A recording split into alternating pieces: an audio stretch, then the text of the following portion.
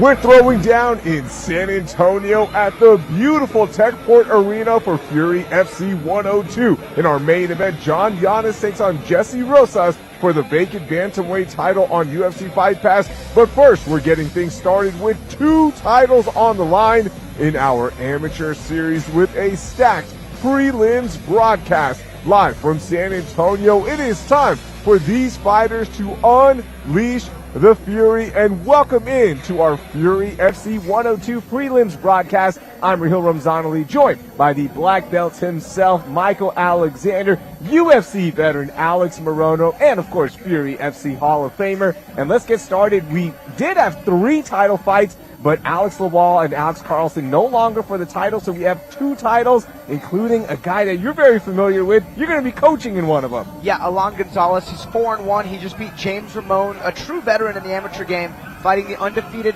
Dragon Davila. That's going to be an excellent fight. We have the 205 amateur title. We have 4 pro fights after that, then the main card. What a great night of fights here in San Antonio. It's going to be so much fun. Stephen Ewald taking on Miguel Ochoa for the light heavyweight title, and as you mentioned, 4 pro fights as well. So we have a lot of action to get to. So let's get things started right now and join the 4th member of our broadcast crew, the Fury FC Hall of Famer, the best dressed man in MMA. Here he is, Wayne Leggett. Good evening, fight fans, and welcome to the Boeing Center at Techport in San Antonio, Texas. This is Fury FC 102, Rosas versus Giannis. But first, please welcome to the blue corner for your opening preliminary contest, Jacob Sanchez.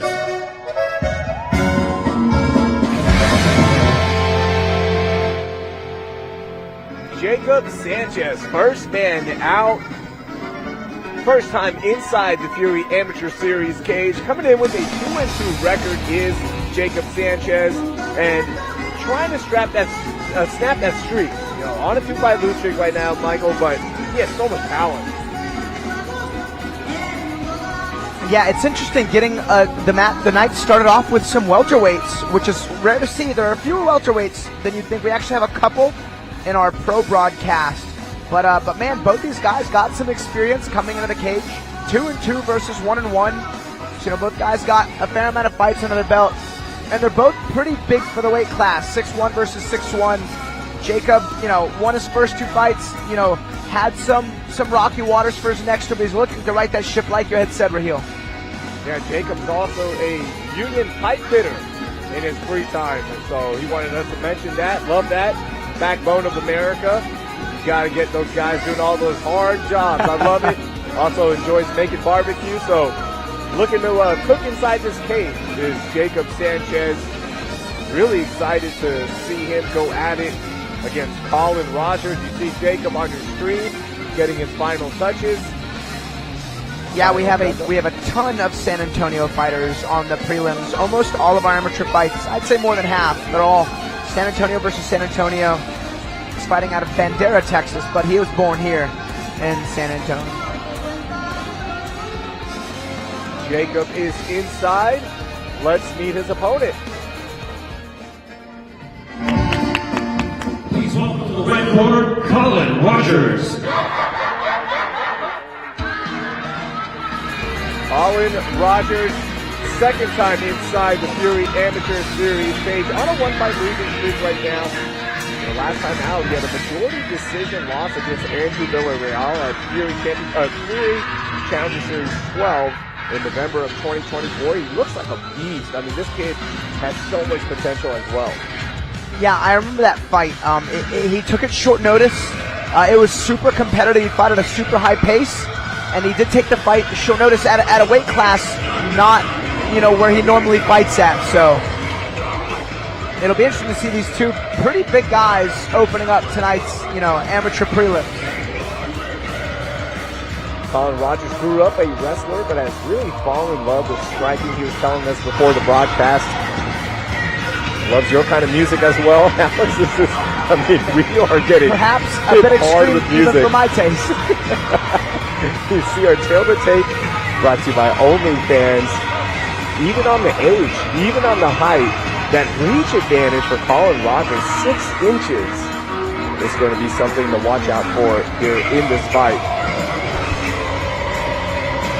Final touches getting done here. Professor Joe Solis taking a look at Colin Rogers. All checks out.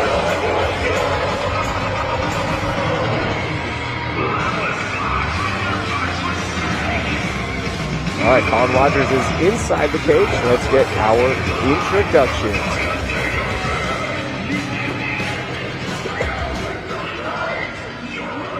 Ladies and gentlemen, your opening contest brought to you by Only is scheduled for 3 rounds in the Fury Amateur Series welterweight division. Introducing to you first, fighting out of the blue corner. This mixed martial artist stands 6 feet, 1 inch tall, and he weighed in at 170.2 pounds.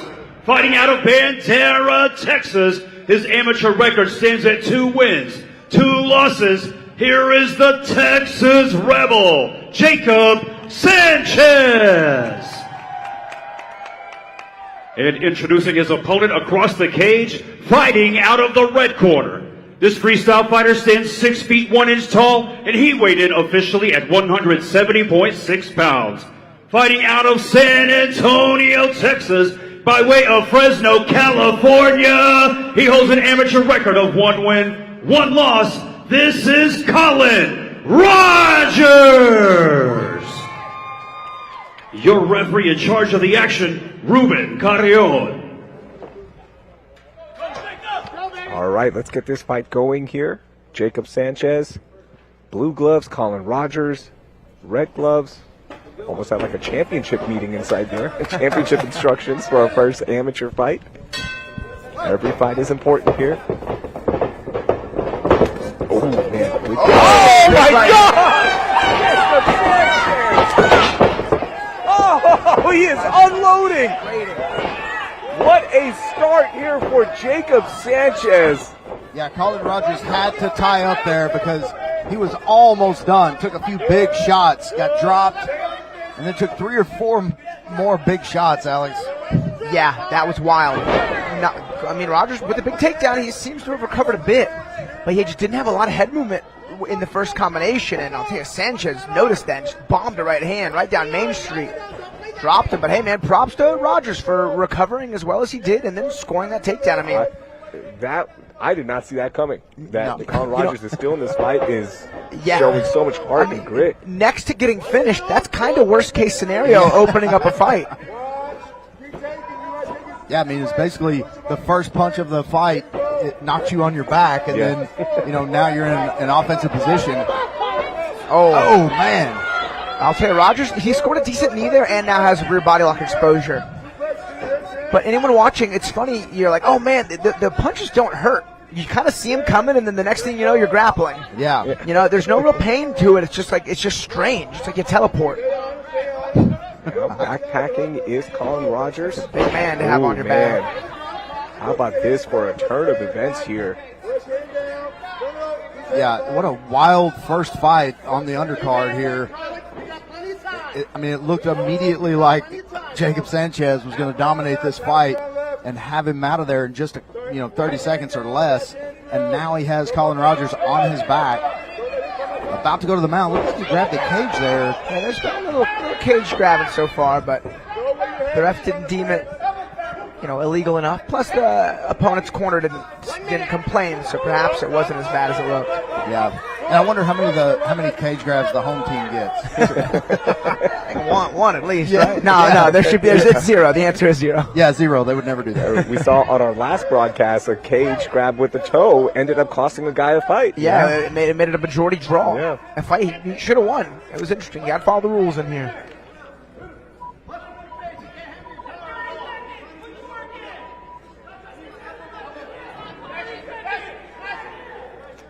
Under 30 seconds left in round 1. Alex, is this the point Jacob Sanchez should back up and ask Colin to get back to his feet? Yeah. Straight knee bar. This is a good attempt. Yeah, that's tight. He's a little low. Oh, there's a tap. Oh my goodness. Wow. Not too low at all. Wow. Not a lot of time left. I think that was right a 10-second clap. Man, that's a round he would have lost for sure from the knockdown right early on. Crazy. Man, so much to process in this fight. It started out with a bang and looked like it was going to be over, and we take a look at the highlights for this fight. There's the glove touch to start it. Wow. 1, 2, 3, 2. Classic boxing combo right on the chin. But Rogers with a pretty quick recovery. Rogers hits a nice double leg in a moment. This is the second takedown he hits. It's a rear body lock into a back take. He does end up getting reversed, but from the bottom position, hits a strong entry into a leg entanglement and hits a knee bar. I mean, it really was a beautiful outside Ashi knee bar. That was fantastic. Yeah, I thought he switched to a heel hook there, but you're right. It was a knee bar all the way. So yeah, very tight. Good on Rogers for knowing the rules. I mean, heel hooks to holds not allowed. Straight ankle locks, straight knee bars, and calf crushes only. Man, Rogers, I'm glad he's happy because he should be super proud of that performance. I mean, that was the poise of a professional. That was really cool. We don't see that very often. That was awesome. What a performance, and I know it's tough for Jacob Sanchez right now. A lot to clean up from this fight, but good moments for him as well. Let's make things official. Here's Wayne. Ladies and gentlemen, referee Ruben Carrion calls for a stop to the fight. 2 minutes, 50 seconds into the very first round. Declaring a winner by TKO, Colin Rogers. Correction, that's a knee bar submission victory. It was cool all the same. Get our final pictures inside. A big moment there for Colin Rogers, and we will get things moving here and meet our next fighter. Please welcome to the blue corner, Ryan Perez. Ryan Perez, 5th time inside the Fury Amateur Series cage, has a 2-2 record here at Fury, 2-3 overall. And here's the interesting thing about Ryan Perez. Every fight has gone the distance. So, yeah, the record doesn't look good, but if you're pursuing something bigger, you've just got a lot of cage time. Yeah, that's super valuable, you know, especially for these amateurs. And this is one of our biggest differences in experience, as this is Perez's 6th fight, and he's fighting a debut fighter.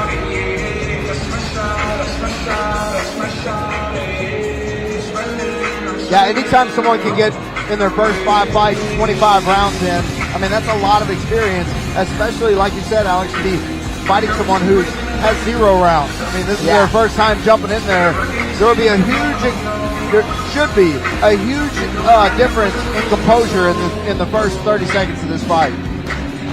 Yeah, and Perez has gone the distance with some good fighters. He's got a lot of time spent grappling in these fights, and that's usually the hard part. A lot of guys can kind of stand and strike at range, but it's when you're forced to wrestle and escape submissions and hit get-ups, that's what really shows guys if they want to do this or not. All right, Ryan Perez is inside. Let's meet his opponent.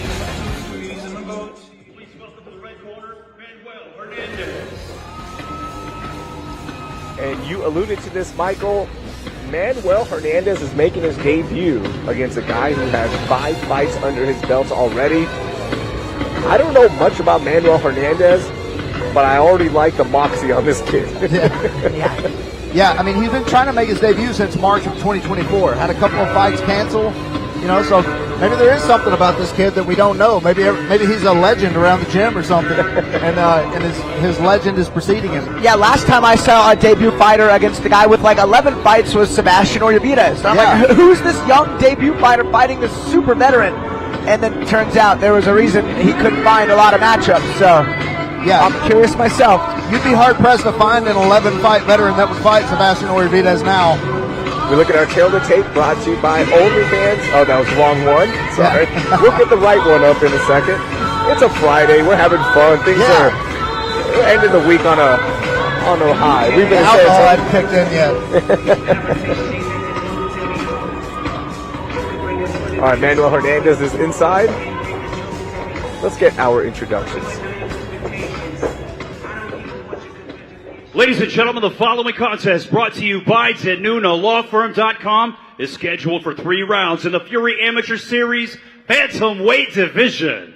Introducing to you first, fighting out of the blue corner. This mixed martial artist stands 5 feet 5 inches tall, and he weighed in officially at 134.4 pounds. Fighting out of the south side of San Antonio, Texas, tonight, He looks for his third win as an amateur. Here is Ryan Perez. And introducing his opponent across the cage, fighting out of the red corner. This freestyle fighter stands 5 feet 10 inches tall, and he weighed in at 133.8 pounds. Fighting out of San Antonio, Texas. Tonight, he makes his amateur debut. This is Manuel Hernandez. Your referee in charge, John Shorley. Do y'all have him on? Is he on y'all's? It's extremely loud down here. All right, here we go. Second fight. Hernandez in the red gloves in the southpaw stance. Perez in the blue gloves standing orthodox. Pretty cool from Hernandez. A side kick. He's got a good bounce to his style. Looks like he's got a really heavy dose of traditional martial arts in his striking. It's a really good frame for a 135er. And I noticed when he came out man, there, that was a good high kick. That high kick hurt him. Oh, there's another one. Yeah, and now Perez is going to put that experience to use now and tie him up. and I noticed he already had a pretty good sweat on him whenever he came out also. And so you got to wonder if he wanted to be a little sweaty whenever he came out here in case he's grappling. He started early. I'll tell you, Hernandez, from that open stance, had a really nice body kick. And then they kind of moved out of range, and then he threw the same style kick, but upstairs. And Perez's hands were up, but it got through the guard, and it clipped him right in the side of his head. We could hear it. There's nothing quite like a bone-on-bone impact sound. And then Perez was like, all right, it's time to wrestle. As he not only gets him down, but he's almost in full mount. He hands off a wrist ride. Yeah, first time out there for Hernandez. His coaching staff is also, learning how to coach him in the heat of the moment, right? Like they were pleading with him, go after that kick connected, go, go, go. The head commissioner also went up to him and said, hey, you got to stop banging on the apron. Yeah. And they said, okay, sorry. Which is good because that echoes through our mics, so I'm kind of glad they got that one under wraps. See, and this is like you were saying, Mike, with the full 15 rounds of experience, Perez, he's spent, many rounds, many minutes here. And so this is a pace, something he's very familiar with. And I'll never forget my first time going past the first round, my first time wrestling hard in the clinch. It's certainly a new experience. And what is that difference? Because there are hard sparring days at the gym. You do take smokers as well, right? Like you get that, like almost that taste of it, but what changes so much here? Oh, a nice spinning back kick right to the liver. Man, I tell you, I like Hernandez's striking. Another high kick. Perez shoots through it. He's in a bit of an armadillo now. We'll see if Hernandez chooses to sprawl on it or go for the ghillie. But so the smoker fights help because you get to feel the intensity. But there's nothing quite like having the 4-ounce gloves. What I always tell people is anytime I did a jiu-jitsu tournament or a super fight or even a boxing or kickboxing match, that kind of feels like a sport. The 4-ounce glove in the cage, it feels like a fight. It's a different type of feeling, I think, because there's more at risk.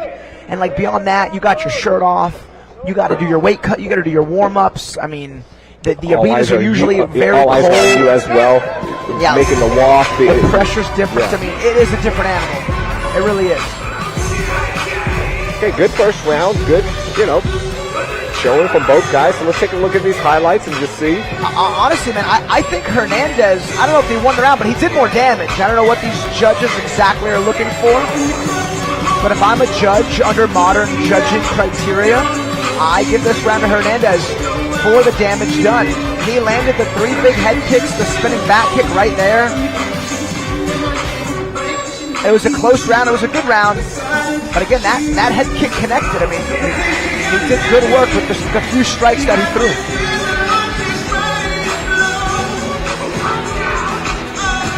Don't forget, we're going to be on UFC Fight Pass at 8:30 p.m. Central Standard Time for Fury FC 102. Giannis versus Rosas for the vacant 135 title. Yeah, I feel like we've watched Giannis fight and win so many times. I'm glad to see him with the title opportunity. And he really wanted this fight. He's like, let's do it. Yeah, that's a very, popular name in MMA right now, the Rosas family. He wanted Jesse, and he's going to get him. Yeah, not just that. I mean, the fact that he's fighting Jesse Rosas, but also, I mean, that bantamweight title seems to be the golden ticket to the next level. Absolutely. It's the people who have carried that strap have only carried it for a few days. They've gone to the next level. So, happy for all those guys, but looking forward to seeing John Giannis and Jesse Rosas get after it in the main event today. I'd be curious that maybe the front kicking arsenal of Hernandez, because Perez is kind of like showing a lot of level changes. Usually the traditional style strikers have good just kind of front kicks right up the center line. And you just notice the way Hernandez can, right there, that's the front kicks I'm talking about. Those are big deterrents to keep guys from shooting. And Hernandez at 21 years old with no fights looks like a very savvy striker. Looks very comfortable in there. Yeah, wasting no energy. We can also see that Ryan Perez has noticed that also, because he's trying desperately to get this fight to the floor.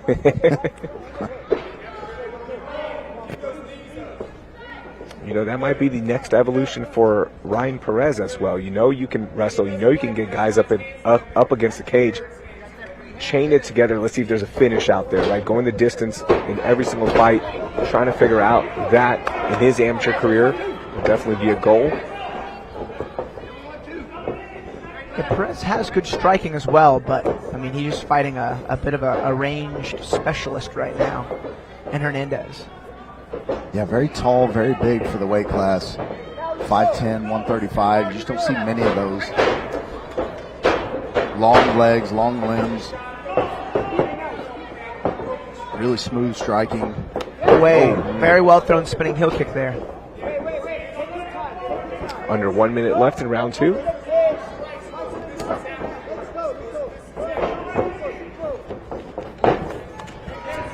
Good straight punches though from Perez. Yeah, Perez doing a good job of throwing punches before he goes in for the takedown. Before he changes levels, he's throwing punches, putting something up in his face. Doing everything right here. It's just Hernandez really difficult to get a beat on, it looks like.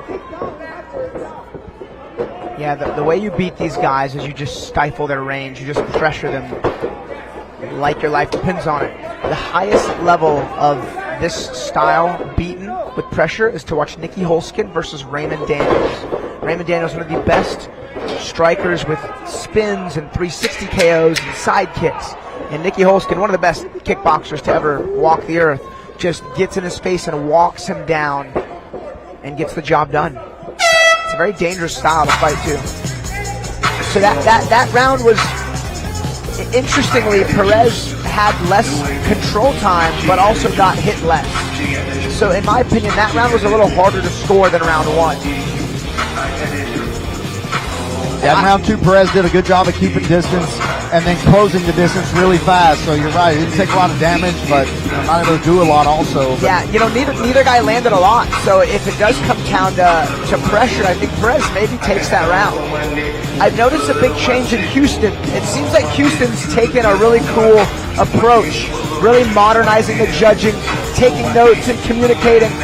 From what I hear, I think it's from one of the judges, Brian Thompson. He just seems to be like really revolutionizing just like the education and teamwork of the officials, which is so cool to see. But like even when we were in Dallas this weekend, it was great fights. But like there were some control time judges, so I think it kind of depends on what crop of judges do you get. All right, here we go, round 3.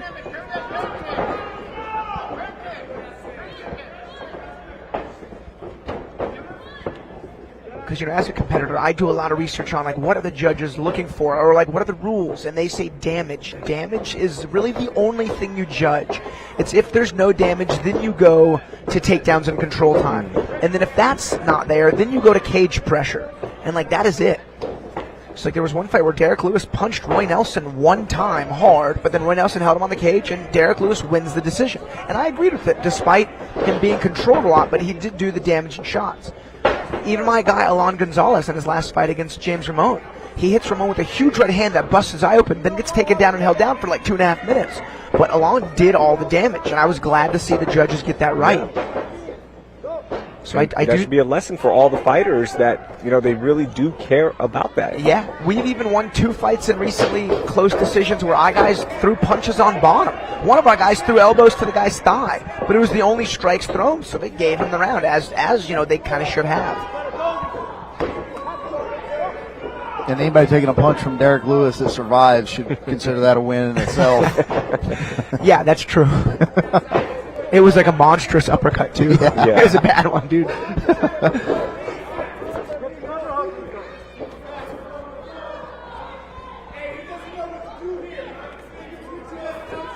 See if Hernandez can figure this out with half the round remaining. Yeah, and something like this, with 1 minute and 18 seconds left, something like this can cost you a round. So, I would say if the round ended right now, that last exchange might have won that round for Perez, and then, even what he's doing here. Yeah. So Hernandez needs to be aware of that. His coaches need to be telling him to get out of there and start doing some damage. I personally think it's 1-1 going into 3. Thankfully, it doesn't really matter what we think, but Yeah. still, even if I'm coaching all that, that's what I'm saying. I'm going to try to hand them a scorecard and see if they take it. Just tear a piece of paper off.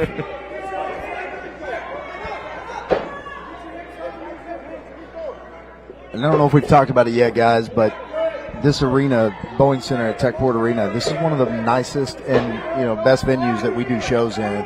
Really, really cool venue. If you get a chance to see a show here, you should definitely come here. Yeah, make sure you follow us at Fury Fighting. You'll see pictures from tonight.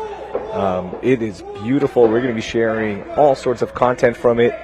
But it is one of the best arenas, not only to be here, but to drive here as well. It's really cool.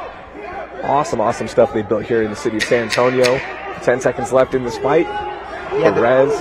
This is our 3rd time here. So, again, nothing really happened in this round. So, since there was no damage, you go to, effective wrestling and grappling, which, again, there wasn't. But then you go to cage control, and Perez had the cage control. In my opinion, this is a 29-28 Perez fight. Could be 30-27, but I do think Perez did do enough, albeit narrowly, to perhaps win this decision. We'll see what these judges say in just a moment. Yeah, and again, when Manuel Hernandez making his debut, this should be a lesson for him that, activity, he's got to up his activity. When he's not landing, he's got to throw, bigger combinations, things like that. Because it's so razor thin the way these rounds went. It could have easily gone his way with a couple more exchanges.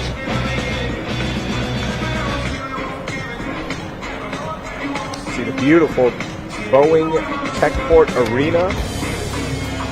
Crowd is starting to fill it up here. Just on our 2nd fight. Good showing so far. And I'm telling you, once that main card starts at 8:30 p.m., this crowd is going to be ready. There are a lot of great fights tonight. 2 titles on the line on our prelims broadcast. We've got the bantamweight title on the line, the vacant bantamweight title in our main broadcast coming up at 8:30 p.m. So a lot of champions to be decided here. Let's see how the judges scored this one. Here's Wade. Ladies and gentlemen, after 3 rounds of combat, we go to the judges' scorecards for your decision. Brought to you by DeNunoLawFirm.com. Judge Angel Mendez scores the fight 29-28 Hernandez. Judge Wilfredo Esperoza scores the fight 30-27 Perez. And Judge Joe Calvi scored the fight 29-28, declaring your winner by split decision, Manuel Hernandez. All right. Congratulations to Manuel Hernandez. They do seem to be favoring the damage, the strikes thrown. Interesting set of information to start the fights off tonight. I don't necessarily disagree either. It's just interesting to see the criteria that they are paying attention to. Maybe they are up to date and they're just solely basing it off damage. Pretty cool. Wow. Interesting start to this card. Let's meet our next fighter. Please welcome Devontae George to the blue corner.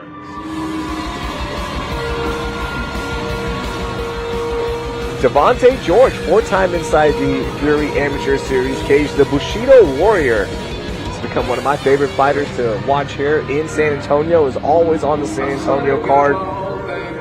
and he's a guy that's coming off his debut win after losing his first 2 fights. So finally getting that taste of victory last time out, beating Adrian Palacios.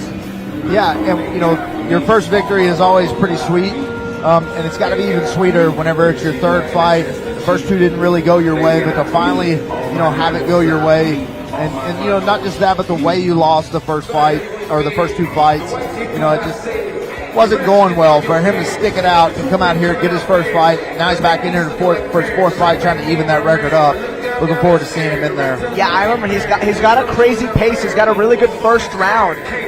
So, you know, expect a really heavy start from this fighter in round 1. And, you know, with that victory he got last time, hopefully that's allowed him to mature to, like, bring that same action and energy into round 2 and even round 3. Yeah, winning by triangle last time, so I can't remember if it was off his back or on top, but, I mean, if you're winning by triangle, there's usually somebody between your legs, so, you know, it's you know, again, could have been on the bottom for that again, and, you know, going up a triangle, especially in your 3rd fight, that's a big way to win. That's right. It feels good, makes you feel more dangerous. All right, Devontae George is inside. Let's meet his opponent. Please welcome to the red corner, Isaac Torres. Isaac Torres, also San Antonio born, San Antonio raised, El Maton, 2nd time inside the Fury Amateur Series cage. But he hasn't fought for Fury since May of 2019 at Fury FC 32. So it's been a while since we've seen him here inside the Fury cage. Now did fight in April of 2024 and did get the unanimous decision win last time out.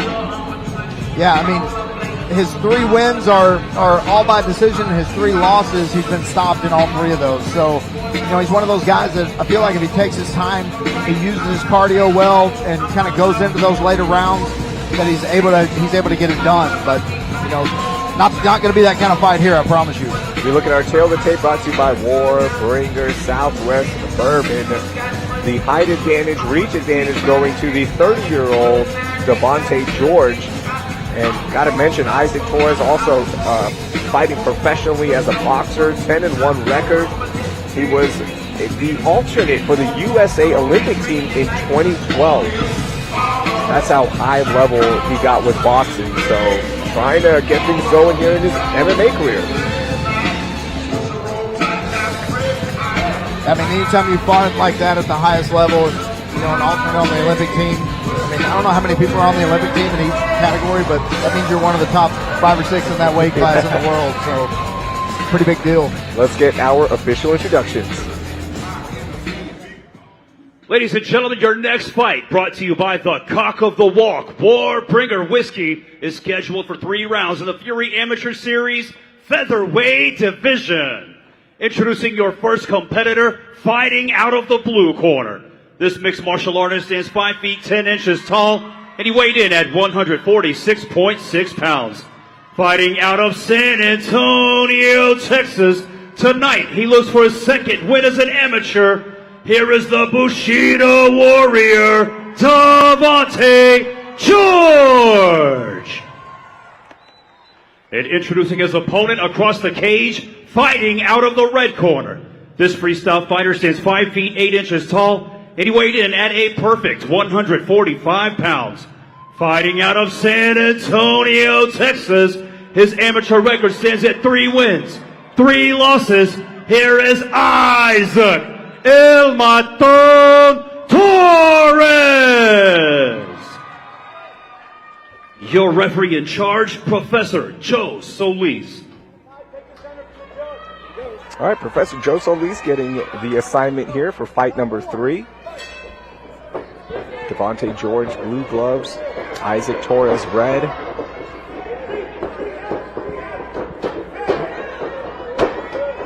Devontae just missing with that front kick.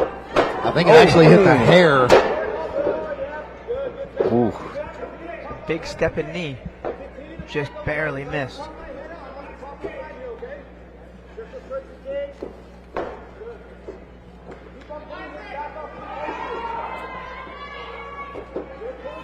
Yeah, and I think this is the right move for Isaac. I mean, going in there, slowing this pace down just a little bit. Because like we said, if he goes into the later rounds, he tends to win these fights that he's in. And Devontae, he comes out with that, furious pace, tried to come out the same, and Isaac getting this to the ground, slowing this down just a little bit. George ends up scoring a good whizzer, allows him to break. This is exactly what he wanted.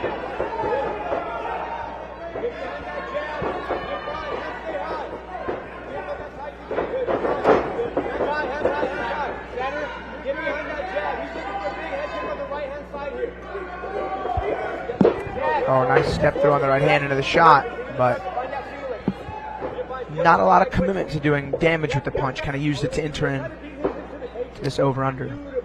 Yeah, I'm kind of surprised. I mean, as a skilled boxer as he is, going in there and staying in the pocket, with that close pressure like we were talking about. Kind of surprised that this fight's gone to the ground. But yeah, same. Isaac is doing a good job of controlling the fight for sure. Looking really good at it too, technically. Yeah, really nice. Using his punches well to close the distance. Getting those body locks. Using angles to get this down to the mat.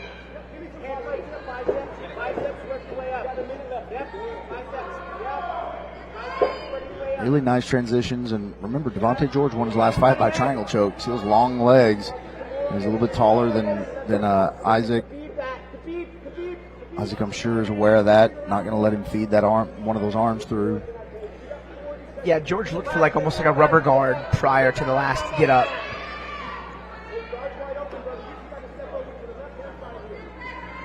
So no real pass attempt, though, from Torres.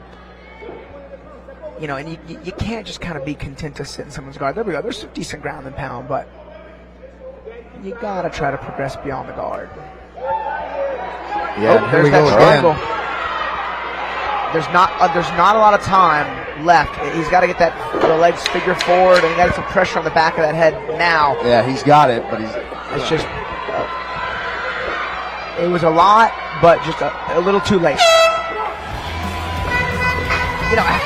However, a fully locked up triangle is more offense than a double leg into the guard. You know what I mean? So, honestly, these amateurs are giving these judges a lot to think about in these fights tonight.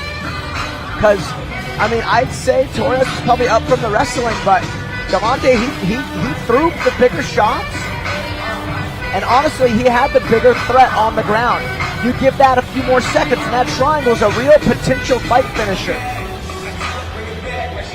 Yeah, and I wonder how much, Alex, they take advance or the advancement or the lack of advancement once you're in the guard doing ground and pound. I wonder how much they take that into consideration, because the guard was open plenty of times. Sure. And he never attempted to pass. I wonder if they take that into consideration whenever they're judging. Yeah. Personally, I know what the criteria is, but personally, I wonder what they think of that. Yeah, I'll make sure to ask one of the judges on another card, just out of curiosity. That's a great question. And again, that seemed like to be a pretty clear Torres round until the last 10 seconds. Oh, nice right there from Devontae George. Devontae kind of feigning that knee, that switch knee, and then switching to that hook cross. He's using very unorthodox entries with the knee into the punches. That's really cool to see. That knee is effectively acting as a feint. You gotta block those kicks and knees too. Usually changes the level of your hands. Quick body lock takedown there from Torres. And I gotta tell you, for a boxer, Isaac Torres has some really effective takedowns. Yeah, he sure does. He fights more like a wrestler. Yeah. Whenever you're ready, Isaac, you're gonna slide your knee across his belly here, my brother. Show us on your time. Show the pressure. Yes, coaches are calling for transitions into mount. Yeah, we'll see if that opens up for Isaac. Yeah, it can be really difficult while Devontae George has that left arm kind of around the waist. Kind of use that to pop, just like he almost did, use to pop yourself out. You gotta be careful though. He might have cost himself here. Devontae George tried the cage lock, tried to reverse Get out, and now that choke is tight. pretty tight. Is this Yeah, going to be really enough? tight. Isaac Torres flattened out. Oh, that's locked. Can he tap the Bushido Warrior? It looks like all the grappling's paying off for Torres so far. Devontae George survives, but now in mount is Torres. Yeah, this is the best positioning Torres had by far. He had the full back exposure. Now he's in full mount, threatening submissions, doing some ground and pound. Like this is great groundwork. He's got a head and arm choke. Possible. He's got to get his head to the other side of Devontae's arm if he wants to threaten that. Yeah, and he's going to have to get his other arm involved to do that. And he did a good job of, the crossface. When you got a really tight crossface, it's really difficult to maneuver around that arm. You got to loosen it a little bit, but then that leaves it open for Devontae to, switch to this. Looks like he's trying to switch to an arm bar now. I think Devontae felt that and thought the back was a safer spot because if he'd have turned any more, I think Torres was going to chase that arm bar. And then even if not the arm bar, there was certainly a back take there as well. Now, granted, I don't know how much better this is, but yeah, he's still fighting. That's the only upside. Yeah. Man, Isaac Torres sold a lot of tickets. It is getting loud in here. Yes, he did. I mean, this was a much better round for Torres. The grappling really paying off.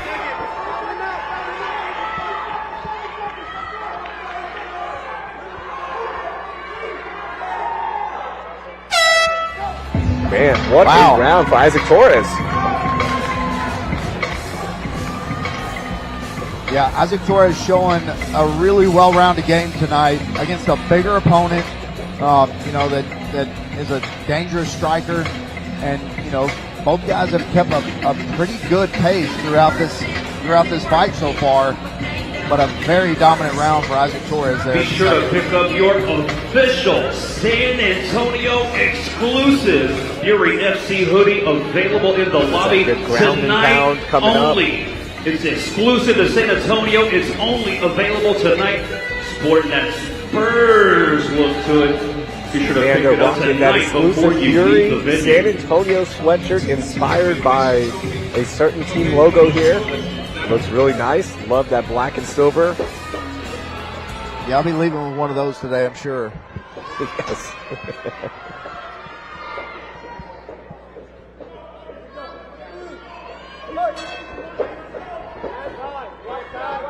Let's get round 3 going. Yeah, Devontae throwing that kick out there without leading with anything.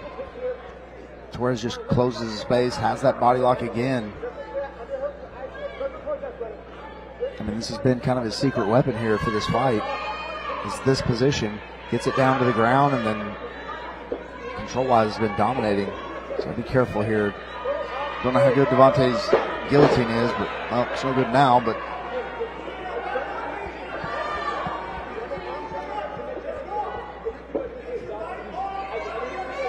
yeah, Torres really had no interest in striking in this fight. yeah, I mean, I feel like this is a showcase fight for Torres. I think he wanted to show his grappling. I think he wanted to show, that he wasn't just a boxer. And so far, so good.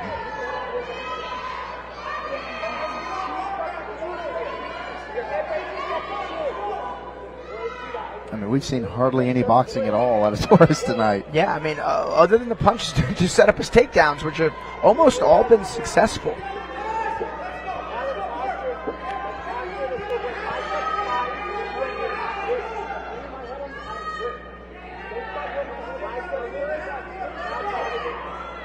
And Devontae's got to make some space here. He's got to let go of that guard to go around the head and try to keep the guard closed.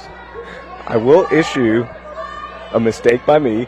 Wrong Isaac Torres on the boxing record, 10-1, and that's a different Isaac Torres. That's on me because I looked up Isaac Torres and saw that all of us were following him, but it's a different Isaac Torres. So Isaac Torres in San Antonio, I apologize about that. That is on me. He is not a 2012 alternate. I was doing the math. I was like, there's no way he could have because he's only 23 years old. I looked at his age and thought it was absolutely bizarre, but I didn't know. So, no, hey, man, that was me. My bad. honest mistake. We got the prelim amateurs anyway. It's okay. Well, I was going to take a picture with him later because he was the first person in history to be 7 years old and at the Olympics, I thought. Oh, there's a triangle by Devontae. Oh, slammed out of it from the wrestler in Isaac Torres. Yeah. The way he moves and is even built, I'll bet you this Isaac Torres wrestled in high school. I'm like safe to assume that. I can ask his corner after this, but he's fighting like a good wrestler, and he's grappling like a good wrestler.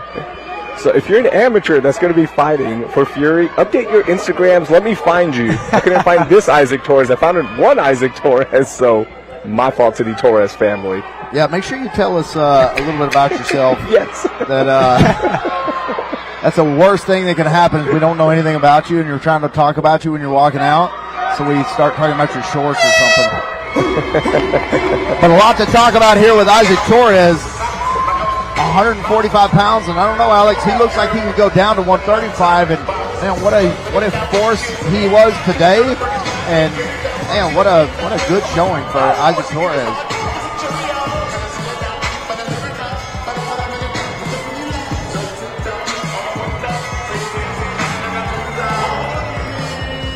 I think that one's a pretty clear 2, maybe 3 rounds Torres. I mean, he won rounds 2 and 3. Certainly no matter. That was a good performance. He's got a good bounce to his step 2. That was a pretty high output. A lot of wrestling, very demanding. And then Devontae had some good moments himself. Locked up a couple of triangles. Showed some critics striking with those knee entries into the punches. But I think Torres was able to figure that out about midway through the fight. That was a fun fight. Good moments for both fighters. Isaac Torres, though, those last 2 rounds, as you mentioned, just looked phenomenal. And for Devontae George, the 30-year-old, looks like more than likely that record's going to go to 1 and 3, but still hope to see him here again. So much potential here for Devontae George. Just look at him physically for 145. Yeah. Looks fantastic. Let's see how the judges scored this one. Here's Wade.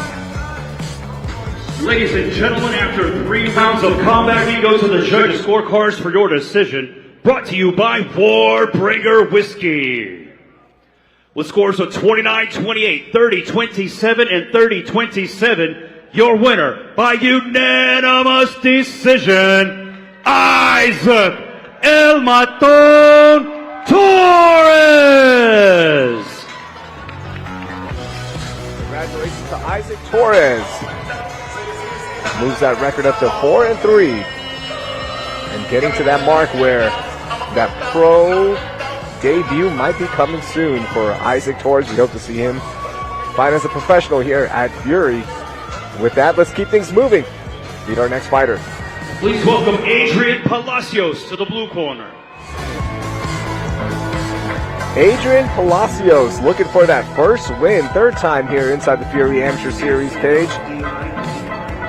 Kid who, when he's not training MMA, he's going to medical school to work in the anesthesia field.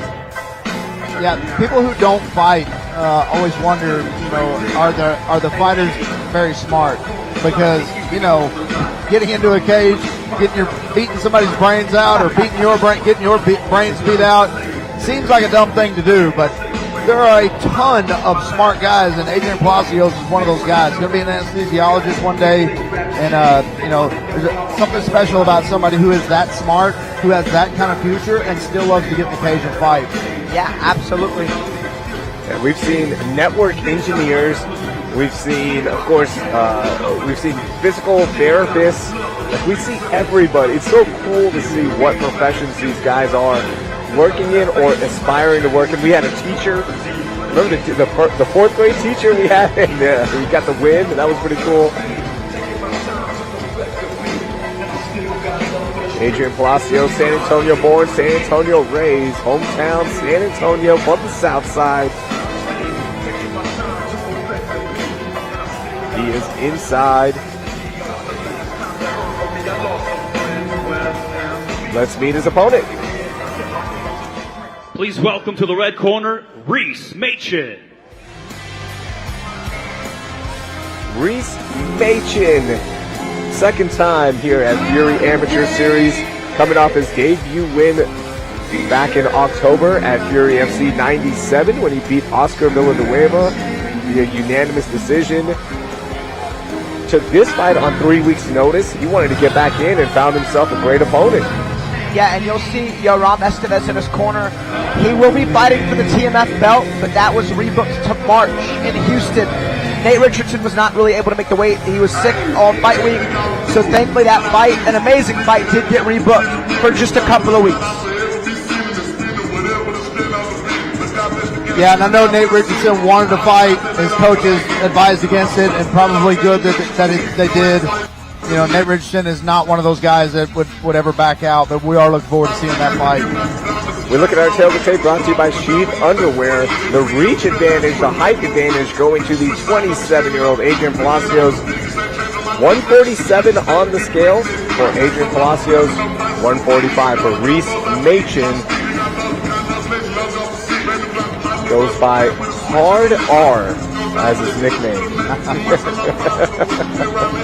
Now I was thinking, with Palacios going to be an anesthesiologist, I mean, how would you like it if you're about to have a surgery and a guy with cauliflower ears comes in and says, hey, I'm going to put you to sleep? Here we go. Both fighters are inside. Let's get our introductions.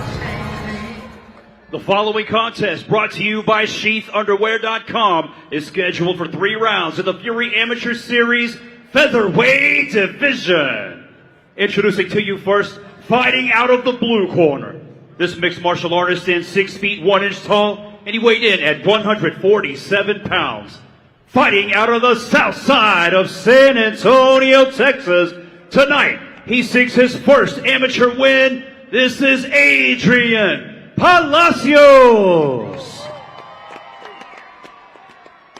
And introducing his opponent, fighting out of the red corner. This freestyle fighter stands 5 feet 9 inches tall, and he weighed in at a perfect 145 pounds. Fighting out of San Antonio, Texas, by way of Nashville, Tennessee, he holds an amateur record of 1 win, no losses. Here is Reese Hard R Machen. Your referee in charge, Ruben Carrion. It's a hard name to say. Yeah. It's a hard nickname to say. Machen.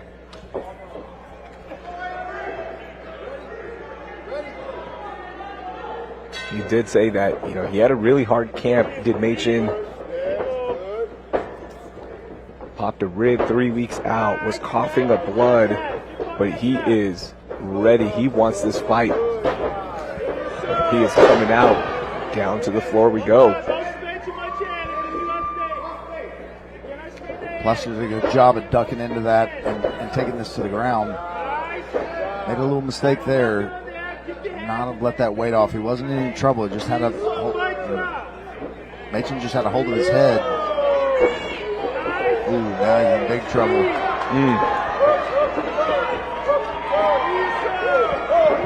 Man, Reese is looking so good. He is unloading punches. Are we getting near that point where this could be a finish for Hard R? Yeah, they don't let these amateurs go that long. They're not going to let him take a ton of punches. So if he's not intelligently defend himself, takes a couple of punches, they're going to stop this fight. Reese has slowed down just a little bit.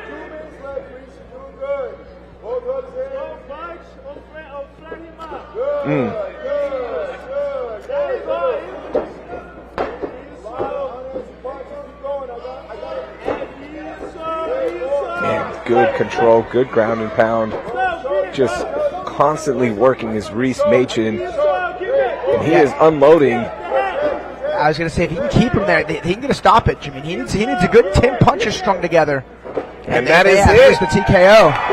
Hard R said that he would fight anybody in any parking lot. He was so ready for this. And now he is peeing on the corners. Marking his territory. Yep. That's a first. Hopefully it'll last. Let's not make that a tradition, Reese. I haven't seen that since Alex came to my house. Man, that was a strong showing. We'll take a look at the replay here. And he actually gets double legs, coming a little hard forward, but ends up using the front headlock to reload the hips and get on top. And then just the moment he passes the guard and goes to mount, he just has relentless ground and pound. Must have landed around 40 ground strikes. Invested a lot of energy to find an early finish, and it really paid off for Machen. Yeah, and unfortunately, whenever you get mounted, you have to sell out. You have to use your hands to get out of it. You should know you're going to take a couple punches, but you're getting punched anyway, so you got to try to buck out, use your hands, get out, explode out of there, and just hope you get out, because you got to sell out to get out, though. Impossible to do without your arms. All right, let's make this one official. Here's Wayne.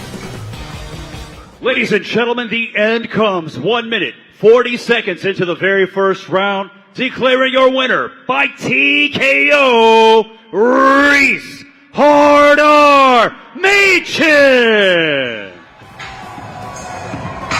Congratulations to Reese Machen picking up that second win. Can't wait to see him back here inside the Fury Amateur Series cage. 4 fights done, still 5 more amateur fights for you to come. We also have our pro prelims, 4 of those. So with that, we'll keep things moving and meet our next fighter. Please welcome Epperson to the blue corner. Epperson, 4th time inside the Fury Amateur Series cage. Last 2 wins have been finishes. Now, he hasn't fought since August of 2023, but he was telling us before this broadcast that I haven't been sitting on the couch and eating Cheetos. I've been getting better. Yeah, he had a whole bunch of slogans after that. I'm here for the kill. I'm here to take over. I mean, this guy is on a serious mission, is Epperson. I mean, 3-0. He's on a mission. I don't expect to see him as an amateur much longer, Alex. Yeah, with the exception of our championship fights, this was one of the better matched, higher skill set level amateur fights we have on tonight's prelims.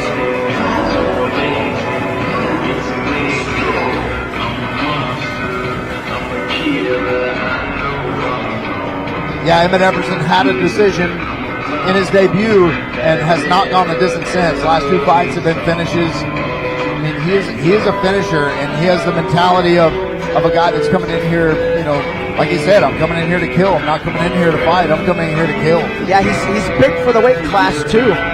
There's a 10-year difference between these guys, but Emmett, in the prime of his adult, physicality, fighting the much younger Caden Atkinson.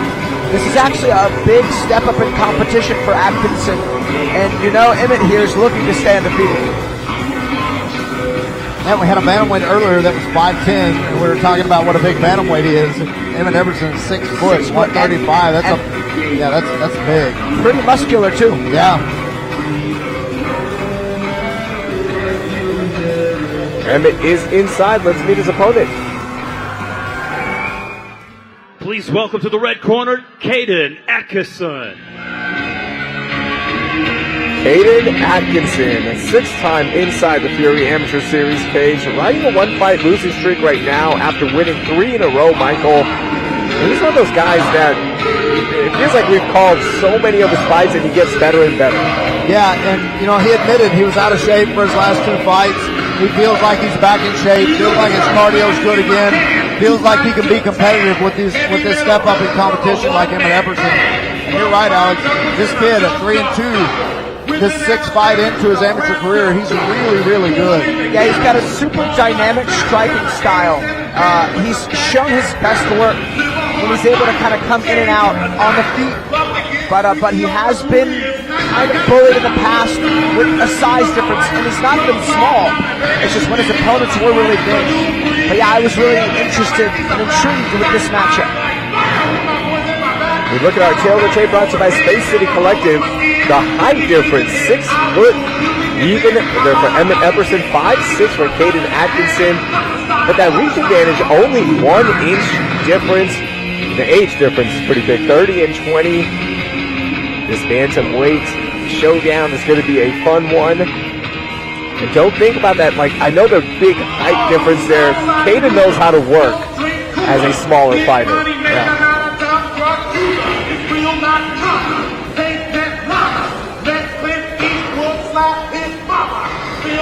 All right, both fighters are inside. A little glove touch, some love between the fighters. Let's get our introductions. The following contest, brought to you by Space City Collective, is scheduled for 3 rounds in the Fury Amateur Series Bantamweight Division. Introducing your first competitor, fighting out of the blue corner. This mixed martial artist stands 6 feet tall, and he weighed in at a perfect 135 pounds. Fighting out of San Antonio, Texas, he holds a perfect amateur record of 3 wins, no losses. Here is Emmett, Demon Warrior Epperson. And introducing his opponent, fighting out of the red corner. This freestyle fighter stands 5 feet 6 inches tall, and he weighed in officially at 134.8 pounds. Fighting out of San Antonio, Texas, he holds an amateur record of 3 wins, 2 losses. This is Caden, the Rage Atkinson. Your referee in charge, John Shorley. All right, John inside. Let's get this fight going. Emmett Epperson, blue gloves, and coming out with those jabs. Oh man, Epperson throwing hard early on. Man.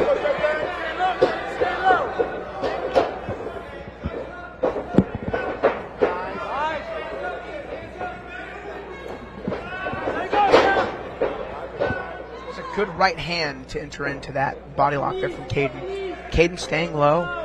We've seen him do really well with his low kick game. I was curious if he was going to be able to use that against a guy like Epperson. Well, with the size and height difference. But Epperson coming with some hard-nosed strikes of his own. Hey, work that ball, work that ball. Work the ball. Accidental low blow, little knee to the cup. I've never seen someone stay that close to their opponent whenever they got knee in the cup. Do we really need a cup if the Demon Warrior's taking on the Rage? Like, cups be damned.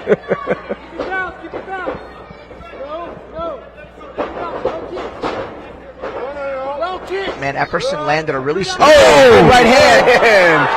Emmett Epperson is here. These are big shots. Caden's out.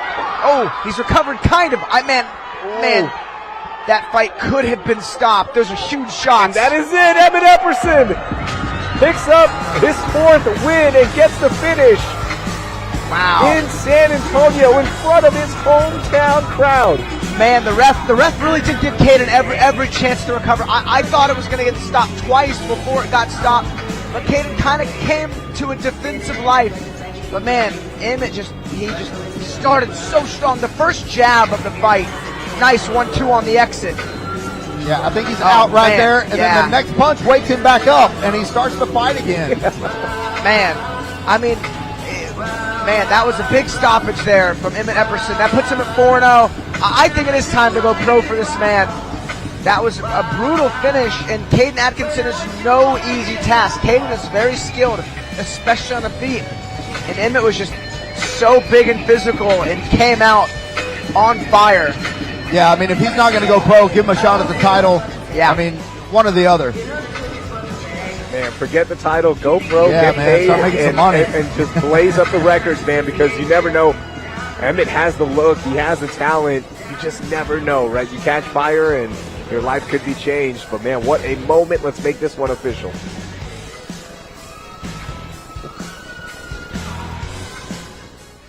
Ladies and gentlemen, referee John Shorley calls for a stop to the fight. 1 minute, 26 seconds into the very first round. Declaring your winner by TKO, Emmett Demon Warrior Epperson. Not only is he a warrior, but he's a demon warrior. And he fought like a demon too. Yeah, when you see somebody come in there and punch like that with that bad of intentions, I mean, good on Caden Atkinson for still fighting whenever that was stopped, man, because, I mean, he was out a couple of times. Yeah, it looked like. Sure was.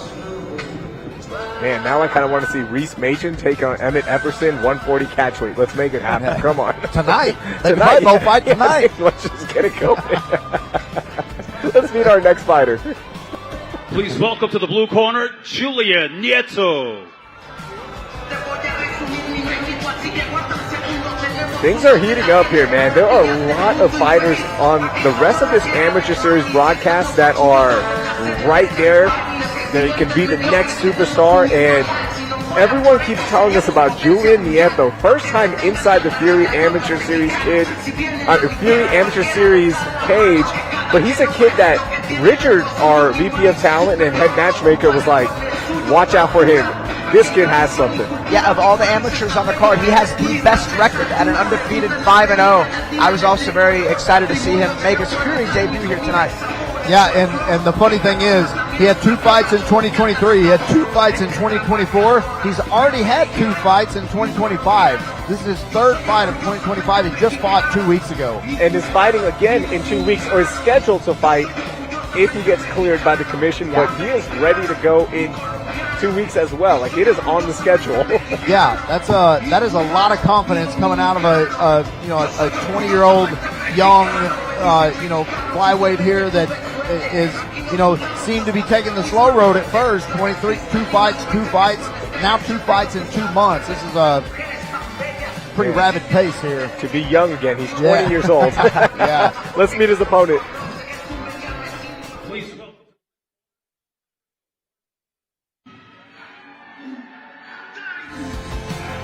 Americo Garcia, 4-time inside the Fury Amateur Series cage. Still looking for that first win here at Fury.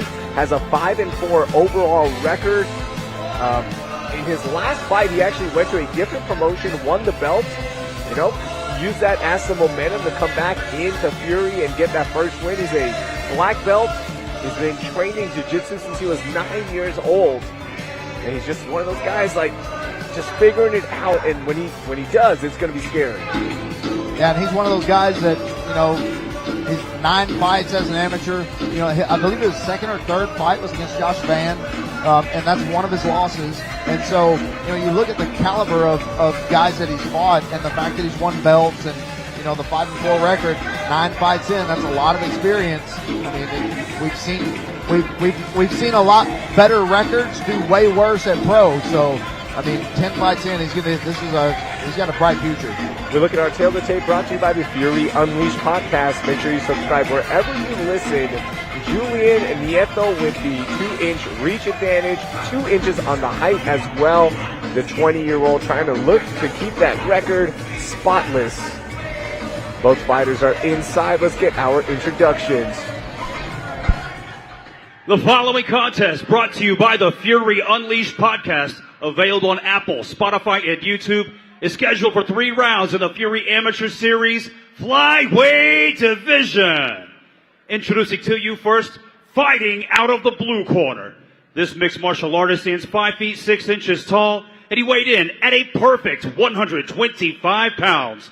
Fighting out of High Point, North Carolina, by way of Sanguin, Guanajuato, Mexico, he holds a perfect amateur record of 5 wins, no losses. Here is Happy Julian Neto. And introducing his opponent across the cage, fighting out of the red corner.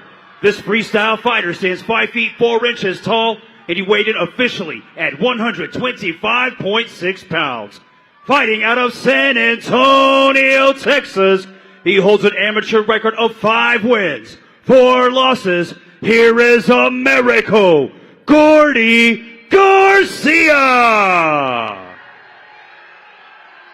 Your referee in charge, Professor Joe Solis.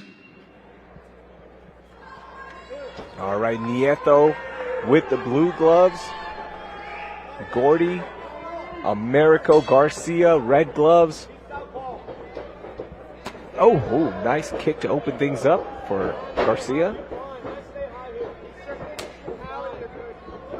Oh, that one got him in the eye. Loud high kicks there from Amerigo. Going back to the well with it.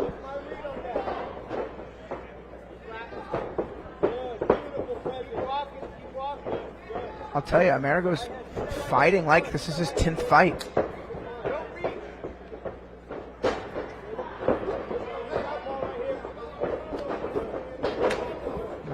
slapping low kick there from Neto. It's the second one he's landed. Takes an underhook. Not quite able to stuff that takedown. Yeah, needed to get a little longer to be able to stuff that takedown, but Americo does a good job of staying low, had a really tight grip, and they're still pretty dry at this point in the fight.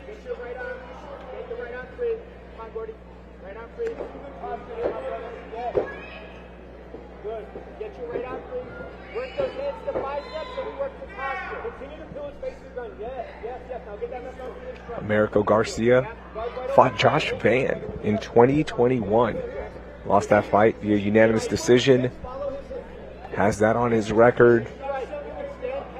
Talk about a tough luck of the draw. Yeah. Yeah. Now that's worst case scenario. Yeah. Having to fight Josh Van as an amateur. Yeah, and especially that early. I think Josh was 1-0 or maybe 2-0 Yeah. whenever they fought, and so you really don't know that much about him. And so, you know, we've said it before. John Jones was an amateur at one time, and somebody had to fight him first. Can you imagine that?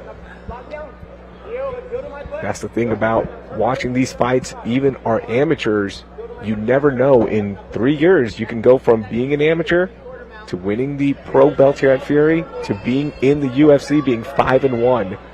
Yeah. Josh Van fighting March 8th alongside myself up in Vegas on UFC 313. That'll be fun. I've been waiting to get on a card with him. Very cool. Houston's going to be representing. What a cool moment. By the way, Diego Lopez announced. Fighting for the Wow. belt. I know, Yeah. It's going to be man. unbelievable. So happy for Diego. I'm surprised Diego's not here. He's always at every Fury event, it seems like. But, you know, he is I think getting ready. there's- Ooh. I think there's 4 Diegos because Diego's at every event. He was in Australia. Every time I'm in Vegas, he's out there. Comes to every event out there. All he does is train and go to events, I think. Man, Amerigo almost in full mount. There it is. There's the pass. There's the mount. It's been a dominant round here for Amerigo Garcia. 10 seconds left. Under 10 seconds. 5 seconds left now, excuse me. Ooh.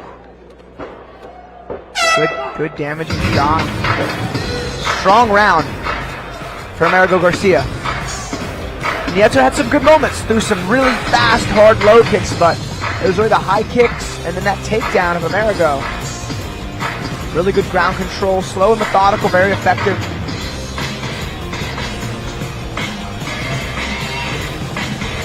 Yeah, Americo reaching a little bit there, but was able to still get in there, get tight, get his hips up against him, get this down to the ground. Once he got it to the mount, Neto was not able to get out. Dominant performance here for Americo Garcia. And yeah, I think you're right, Alex. I mean, this is his 10th fight. You see 2 guys in here possibly who are about to turn pro and really do some damage in that division. How about crew Bob Perez today? Cutman. Cutman duty. Yeah. He's definitely got the experience to do it. Like it, we should have a career day. Like everyone rotates. Crew Bob on the mic. I'll go be a cut man. We'll just rotate everything. Mike can be the ring girl. That's right. I'll do it. If I get to wear some of those sheath underwear, I'll do it. It's going to be real embarrassing for Fury Fighting Championship. No, you look great, man. I'll jump in on repping duty. Man, Amerigo, I think he's had such success grappling early in round 1. I mean, eventually in round 1, that he's doing it early here in round 2. He's got to try to get that left hook in, does Amerigo. Or go to mount. I mean, he's done a great job with his optionality after the takedown. And he's going to be careful trying to hand that hand off, that wrist off. There it is, that wrist ride.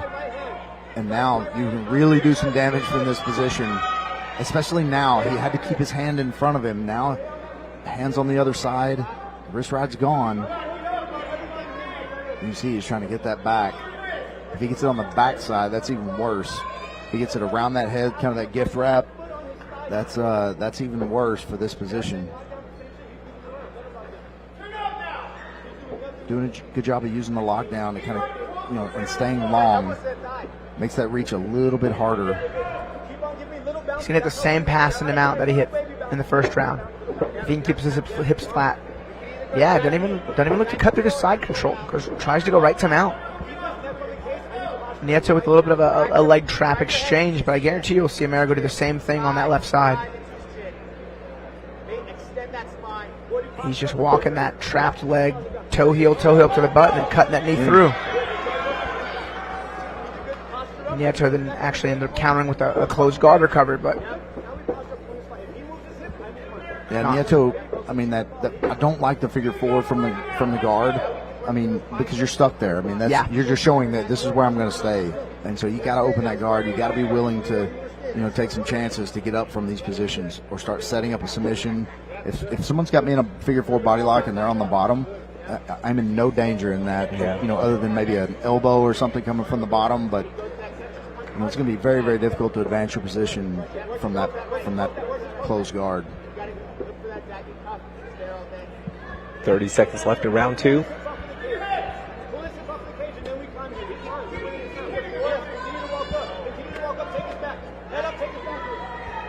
Interesting leg work there I can't tell who's holding who. Yeah, it's like a grapevine from guard, only doing much. Man, you saw Neto shaking his head. He's visibly frustrated. He's trying his hardest to unleash some damage, but yeah, I think he knows he's down 2 rounds.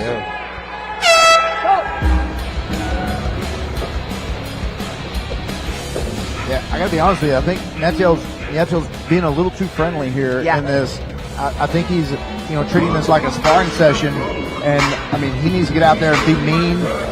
The best advice you can get if you're learning to be dominant in the cage is you've got to be mean without being mad. And I think Neto needs to, practice that here in the 3rd round. He needs to come out. He needs to be mean. He needs to have a little worse intentions here. Looks like a sparring session between 2 friends. Yeah, Mike, you had said that on the last broadcast, and I really appreciated that quote so much. I actually told it to my students all week long. Yeah. And man, you couldn't be more spot on. I mean, you really can't. And like in martial arts and combat sports, doing damage is the nature of the game, and that inherently is mean. It really is such a fitting saying. Yeah, I've been saying it since I was a blue belt when I was trying to figure out, how do I compete? Where's the line? Because it was hard for me to get mad or get mean without being mad. And, it's a skill you have to learn if you want to be successful in any martial art. Neto with a decent left hand to start. And I'll be honest with you, Americo having no problem being mean in here. No.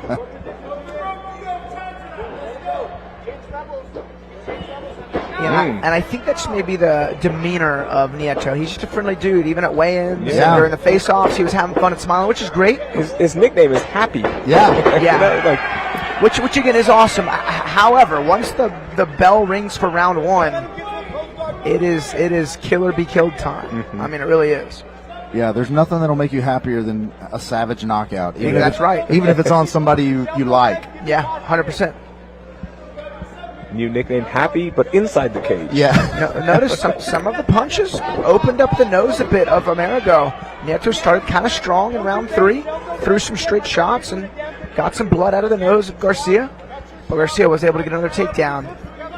And he's happy to ride this top position out for the next 2 minutes. He's got to be mindful of a potential armbar, but with a guy with as much experience as Amerigo, it's going to take more than a closed guard armbar to put him away. Yeah, training jiu-jitsu. Didn't you say training jiu-jitsu since he was 9 years old? Is that what you said? 9 or 10 years old? So either way, very young. And so, you're the guard is one of the first positions you learn, and the defense from the guard and how to posture, and especially as a black belt, really difficult to get a black belt out of position from the guard. Doesn't mean you can't pull an armbar off. This is a good position for an armbar right here. He's got to be careful here. Notice Amerigo's right elbow, though. It's just tucked to that right pocket. He's not allowing Neto's hips to get in that tricep range. Yeah, and that shows that experience of, I'm in danger a little bit up here. I'm taking everything else out of the danger. And, the armbar is one of the things that can transition really fast, but it's also, impossible to get if the person defending it has proper technique. Kick that leg out. Kick that leg out. Kick his foot out. Kick his foot out. Good. Step over hook. Beautiful job of taking the instruction of the coaches there. Yeah. Oh, beautiful work there. Yeah, Miracle Garcia just putting on a clinic here. You know, doing well standing, but also dominating the striking game. You know, very close and very evenly matched on the feet. But man, Miracle Garcia just showing showing dominance here in the ground game and the control positions. Yeah, really fought like a veteran for Americo Garcia. Yeah, I mean, I think that's a pretty clear 30-27 win for Americo Garcia and handing Julian Neto his first loss. I mean, I think that's good, but I do think he is going to be a much, much better fighter. I think we'll see the best version of Julian Neto next time we see him in the cage. Absolutely. Yeah, he took on a guy with 9 fights already. You know, just to put that in perspective, Julian Nieto's last fight, a 1-1 guy, right? So there are levels to this, and no disrespect to the guy with the 1-1 record, but it's not the same as a guy coming in with a 5-4 record who's right there as a professional. Right. So good experience, as you mentioned, Michael. Yeah. And for Americo Garcia, might be time. Yeah. Might be time. Well, not just that. I mean, the experience, when you combine that with the tools that he has. I mean, a Brazilian Jiu-Jitsu black belt, you know, a lifelong martial artist, obviously. Those other tools, I mean, this all adds to it. I think Americo Garcia is a perfect example of a guy who has used those 10 fights to get better and better and better every time he comes out. See, the San Antonio crowd is so excited to have Fury FC back here in San Antonio. Shout out to everyone. It's been really cold here, not only in San Antonio, but across Texas. They've been braving the elements. They came out. They are supporting their local fighters. And it's going to be a fun night of fights here. It's already been fun, but on our main card, John Yanis taking on Jesse Rosas for the vacant bantamweight title. That is at 8:30 p.m. on UFC Fight Pass. Get your subscriptions in right now and join us for some Friday night fights here in San Antonio. Yeah, for those of you not in Texas or have never been to Texas, it's 11 degrees last night. It's going to be 80 degrees on Monday. Yep. That is Texas for you in a nutshell. Texas is so wild with the weather. Yeah. I don't know where Wayne went. There he is. I was like, we lost Wayne. Yeah, I think Wayne was holding out for a contract dispute. Yeah. I'm not going up these stairs till you pay me more money. Let's see how the judges scored this one. Here's Wayne. Ladies and gentlemen, after 3 rounds of combat, we go to the judges' scorecards for your decision. Brought to you by the Fury Unleashed podcast. All 3 judges score the fight 30-27, declaring your winner by unanimous decision, Americo Gordy Garcia. Congratulations to Gordy Garcia. Americo Garcia picking up that big win, 6-4 as an amateur. Get the final pictures in here, and with that we'll keep things moving and meet our next fighter.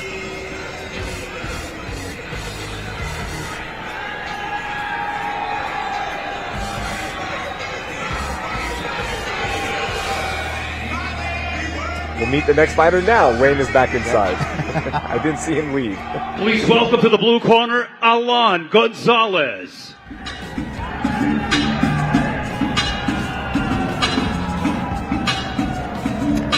So I think they've got this out of order so here. What happened is the 2 ladies missed weight, so their title fight is off. So now it's just a regular fight at 125 pounds. So they actually booked Alan's fight for after the women's fights. So give us just a moment while we fix these technical difficulties, as they do have to flip-flop the order of these fights. Alex Lawal. And now Alice Lawal making her way to the cage. Yes. So we had some confusion there. As you were just explaining, we're going to regroup here. 1 second. Yeah, I texted my coach earlier and I was like, hey, just so y'all know, I don't know if the commission knows or not, but the order has been changed. Yes. So yeah, Alex Lawal with a 5-3 record, one of our more experienced amateurs, has an awesome big knee KO in a fight just a few fights ago in Fury. This fight was supposed to be for the 115-pound belt, but both ladies ended up coming in a little heavy. So they just switched it to a strawweight fight. 3 rounds, not 5 rounds. Both very experienced women. This will be a great fight. Alex Lawal coming out of the War Training Center, and she got a great group of ladies to train with. They got one of the bigger female training rooms in Houston, and they're always putting out good talent. And she has 5 wins on her resume. 4 of them are finishes, including her last fight when she beat Anna Campos in 39 seconds back in September of last year. And that's the thing with Alex Lawal. When we're talking about her as a fighter, there's so much untapped potential, and she's one of those fighters that when she turns pro, she could easily go 4-0 to start her career, because once you see her inside, she has all the traits. And as you mentioned, training at a fantastic gym as well. She has everything at her fingertips. Yeah, and if that's in the plan, I mean, I would think right now is the prime time to do it at 26 years old. Her 9th fight as an amateur, turning pro has got to be in the very near future anyway. So, a win over an opponent like Alex Carlson will be a big indication of if it's time to do that or not. Alex Lawal's inside. Let's meet her opponent. Please welcome Alex Carlson to the red corner. Alex Carlson, 5-2 record, has been training with Olivia Beerley, who's going to be on our main card broadcast, and those two have formed a really strong friendship and have been pushing each other along. This is her 7th time inside the Fury FC cage, has a 4-2 record, won the title against Sandy Perez last time out, and looked really good. I mean, it was one of those fights you're like, oh, she's right there as a pro. And in fact, after this fight, she is turning pro. She told us she is heading to the pros. Yeah, interesting enough, Alex's last opponent, Sandy, is a close teammate to Alex Lawal. And that fight was for the belt. It was a split decision, so a close competitive fight. So Alex here, her opponent's team, has a lot of experience and tape study on perhaps how to beat Alex Carlson. So hopefully she changed up her tactics, her skill set a bit, and they can show them a new wrinkle into her game. Yeah, Alex Carlson, a former Army medic. She's made it clear on social media. She's made it clear everywhere. This is her last fight as an amateur.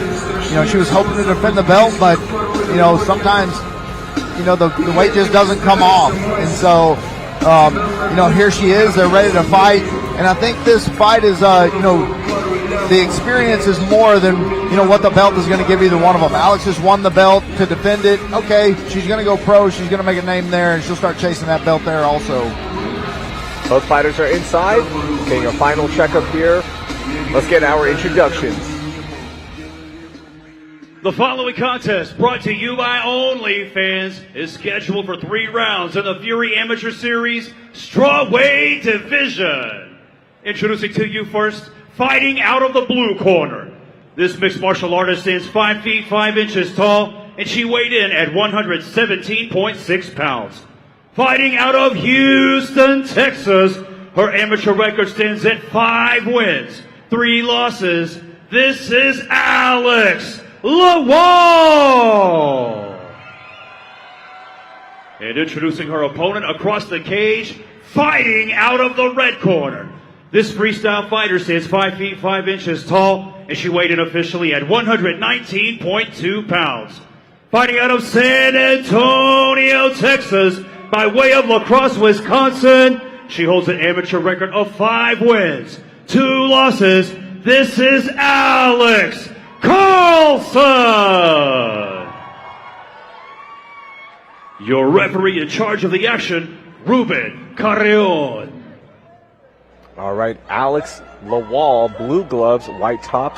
Alex Carlson, red gloves, blue top. So much talent inside this cage between both ladies. Yeah, I'd say Lawal definitely has the more powerful striking. Carlson's used good grappling in the past to find a path to victory. Yep, both ladies very muscular. Both ladies look like they're in very good shape.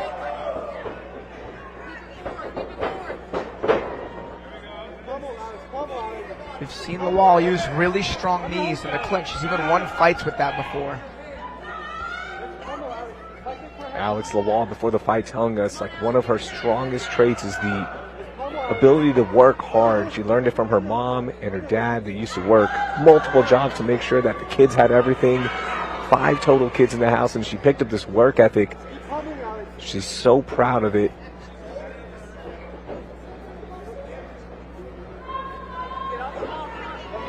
Good knee there for Lawal. Attacks the body with a good right hand. Oh my gosh!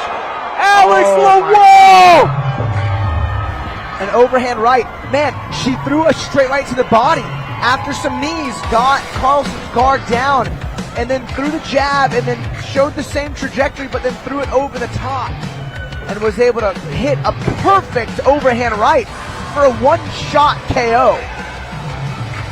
That is the Alex Lawal that is untapped potential. Wow. And is going to be a superstar one day. Wow. Yeah, I mean, the War Training Center's got to be excited about Alex Lawal. I mean, this woman just proved again she's ready to go pro at 26 years old. She has powerful striking. She has good knees, and man, this woman is going to be a force. Man, the punch was awesome. It was the setup to that punch that really was the magic in this victory that she just got in the first round. Crazy. Man, can't wait to see that replay. That was unbelievable. Brutal. Alex Lawal works as a barista to pay the bills. Alex, I have a feeling you won't be working as a barista too much longer, my friend. But if you are, I'd like an iced latte, please.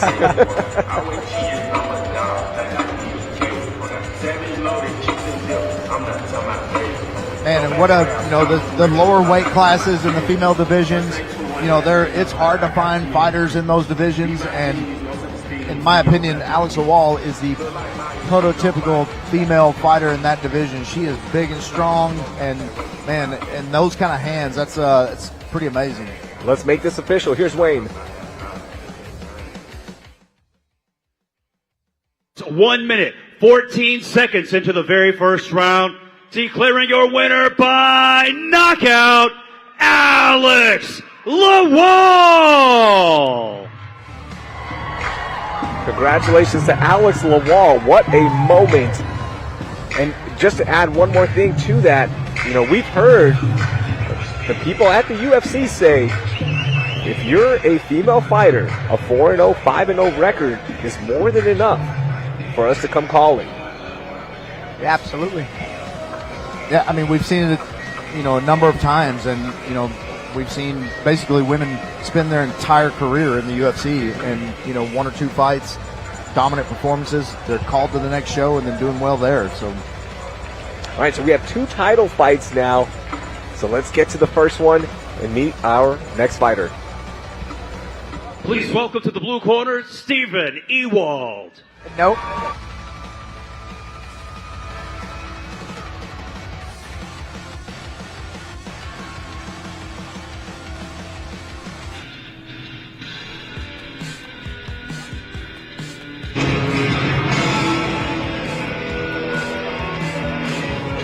Okay, so some miscommunication here. We're going to get this sorted out, but because the fight order did change yesterday, I don't think everyone got the notes. It's funny. I was so on top of it because Alana's one of my guys. Now I have my striking coach and then Alana's coach, Cameron Graves, so they'll be cornering, so thankfully I get to sit cage side. But I have been on top of the scheduling all night just to let them know not to do any false walkouts. So I'll be honest, if I get From Who the Bell Tolls as an act on the walkout song, I'll make that walk all day long. So yeah, thank you everyone for watching us. We're excited to have 2 title fights here coming up for you as we get this Hey, all sorry sorted guys, out. Steven Ewald is not coming out. Please welcome to the blue corner, Alan Gonzalez. There we go. Alan Gonzalez making his way to the Fury Amateur Series cage for the 6th time, coming in with a 4-1 record. It's on a 2-fight win streak. And Alex, a guy that you're very familiar with, of course, he's a guy that you've been coaching, that's seen him train for the longest time. How was fight camp? Yeah, man, fight camp was great.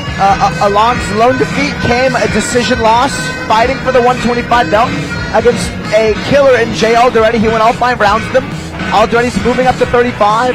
Alon then fought maybe the most seasoned amateur in James Ramon and was able to win the decision in that fight, and that earned him a title shot here against Orlando Davila.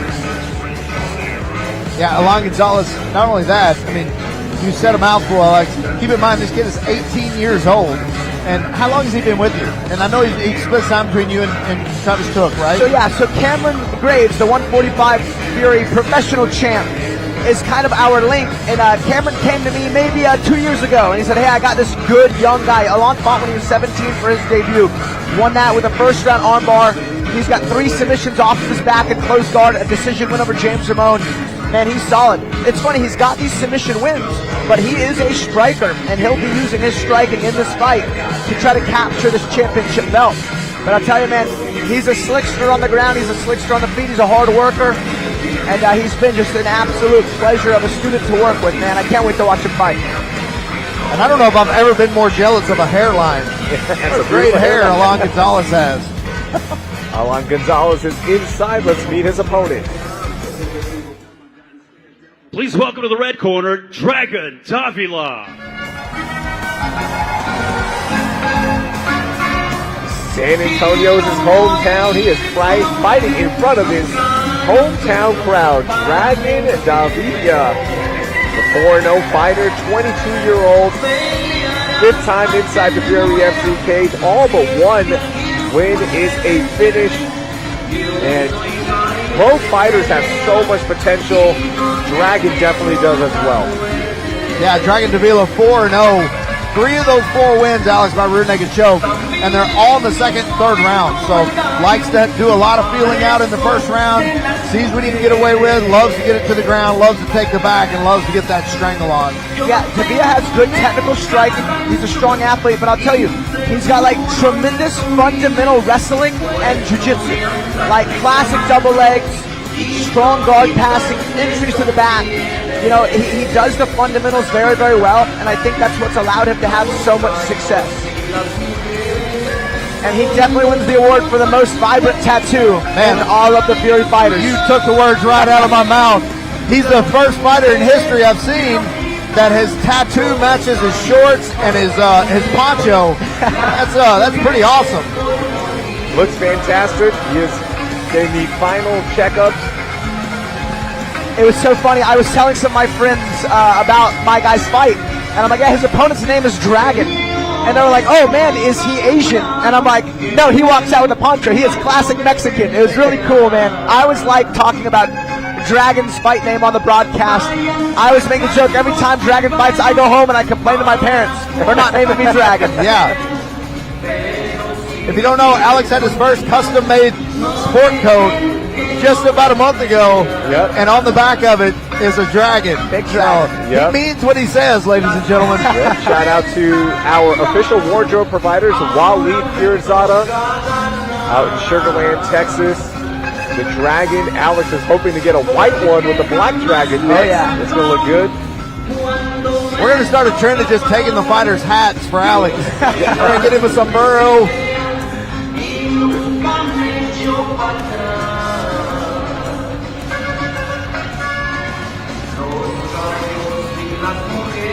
All right, Dragon Davila walking inside.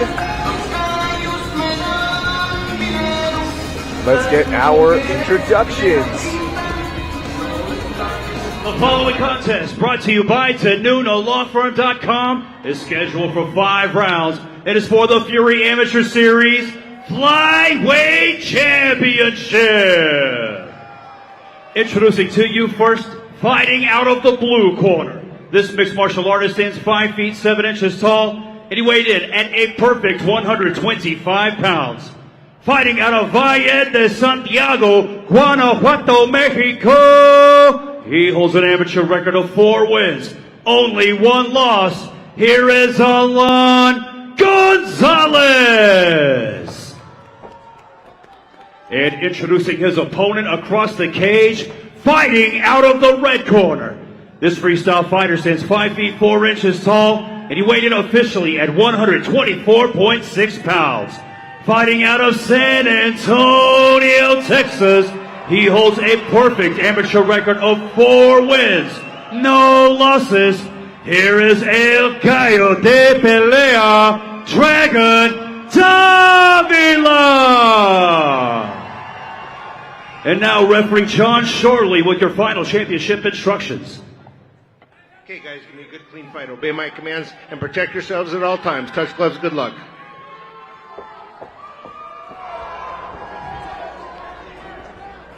Alan Gonzalez, blue gloves, Dragon Davila in the red. Yeah, didn't expect the glove touch out of Dragon Davila after seeing the way he was. Very menacing stare down. Yeah, neither guy disrespectful, but some strong eye contact at weigh-ins. I think both guys are taking this very serious. Yeah, and you can tell. You mentioned that name Dragon. By the way, his brothers, true story. One is named Tiger, and the other one is named Bam Bam. Where is his parents? I want to go hug his parents right now. I wish I could have named my daughters Dragon and Tiger. That would be sick. Although my 9-year-old, her nickname is Switchblade. Nice. Yeah. So I know Alan prepared a lot for some hard-nosed wrestling. He wanted to keep his range and just work on just doing a little damage over time. I know he's got a no back exposure game plan. So Alan Gonzalez just fight James Ramon. James Ramon, I think, has over 10 fights as an amateur and has some of the best wrestling we've seen in this amateur division. So thankfully his last fight camp was perfect for this fight. Oh, nice sitting on the right hand from Alan. Immediately going in for the shot is Dragon. Alan's got a strong submission game. Good balancing act there from Alan. Now, one thing we know, Alan can fight for the 5 rounds. We've seen him do it before. It was a pretty high-paced fight with his match against Ewald already. They pretty much boxed the whole time. And Davila has, only gone 3 rounds. And he has slowed down a bit, so I know Alan was kind of banking on his cardio to pay off. And we were really working, if you want to be champ, you got to win the championship rounds. So I know he's waiting for rounds 4 and 5. And as of right now, he's done a good job working his get-ups. Davila successful in on a couple of takedowns.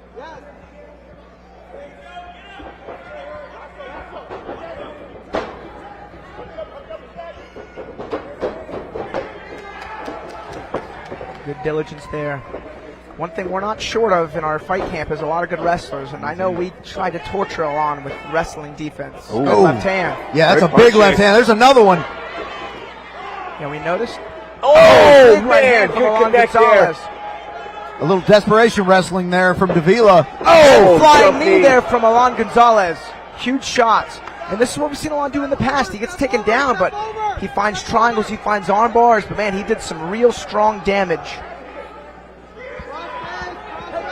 in the near finishing moments of round 1. Davila coming in strong though. 10 seconds left. Crafty roll. Wow. Hit up from Alan.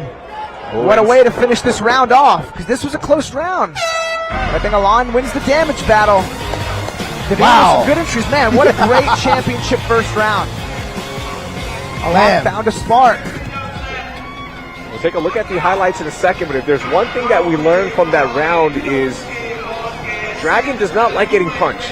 And he will get a shot out. Alan will get a shot from Dragon to get that fight to the ground. I'll tell you, in the tape study we watched, that was one thing we knew. He didn't like getting hit. And so Alan, we told him not to load up, just focus on on scoring, focus on touching, throwing volume, not really power. Well, that's one thing that me and Dragon have in common. I don't like being hit either. But, you know, in there in the cage, you can see those desperation shots. And, you know, he's closing the space. He's doing a good job of closing the space. And those desperation shots are working.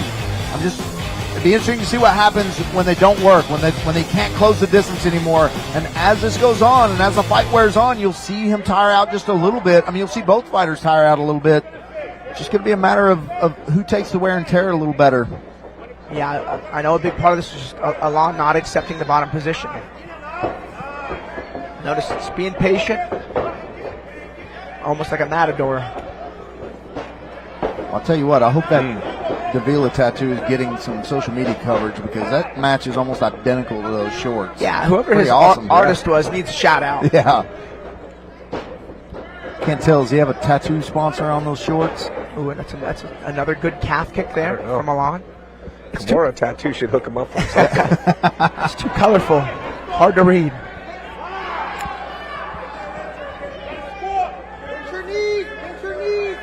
Pinch your knees on his ankle.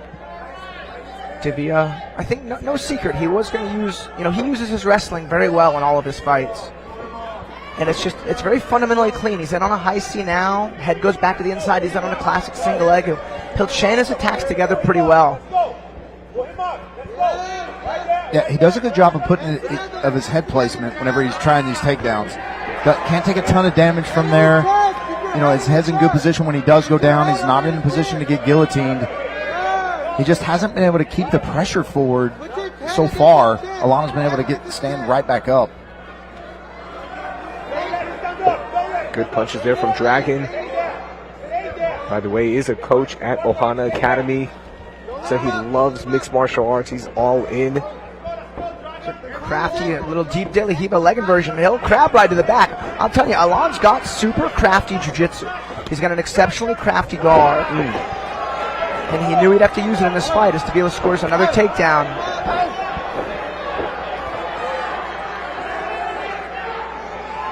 This is what Alon can't do is settle in position. Man, he's got Davila bleeding. It may have been from that up kick. I'd be curious. Because Davila definitely gushing out of his nose.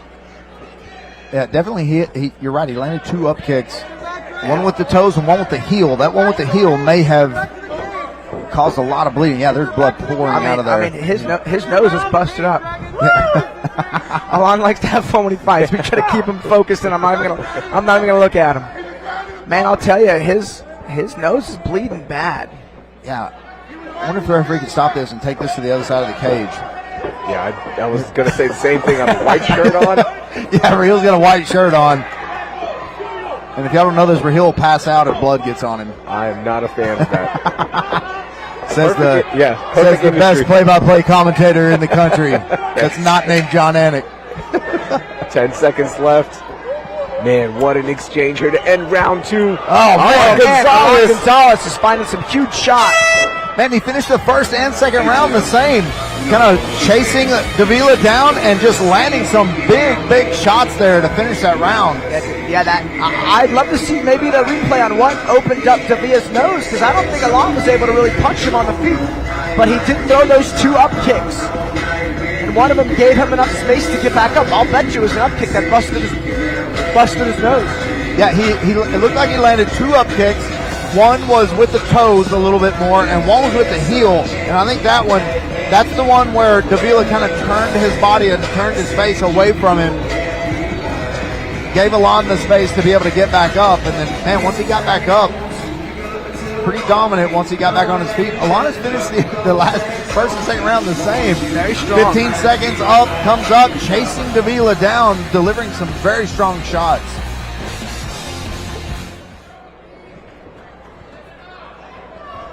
See how long we can keep this on the feet. Alon Gonzalez had a lot of success in round one. Dragon Davila took that to the ground in round two. Let's see what happens here in round three. I'll tell you one thing we're seeing from Dragon is he is kind of playing his feet and throwing down a little bit harder. Oh, nice sharp right hand there from Alon.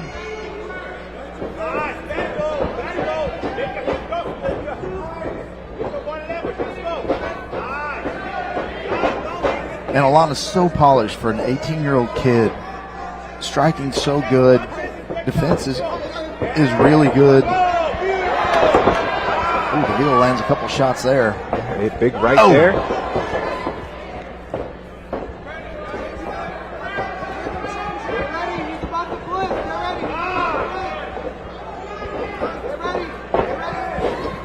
Ooh. Man, I'll tell you, Alon makes him pay when he misses those shots. And that's what I was talking about, Alex. When those shots are, he's not able to close that space, how's he going to react? Because Alon is teeing off on him now. Yeah, the range is really good for Alon. He's doing a great job. He's just got to stay disciplined and not get overzealous, which he's not.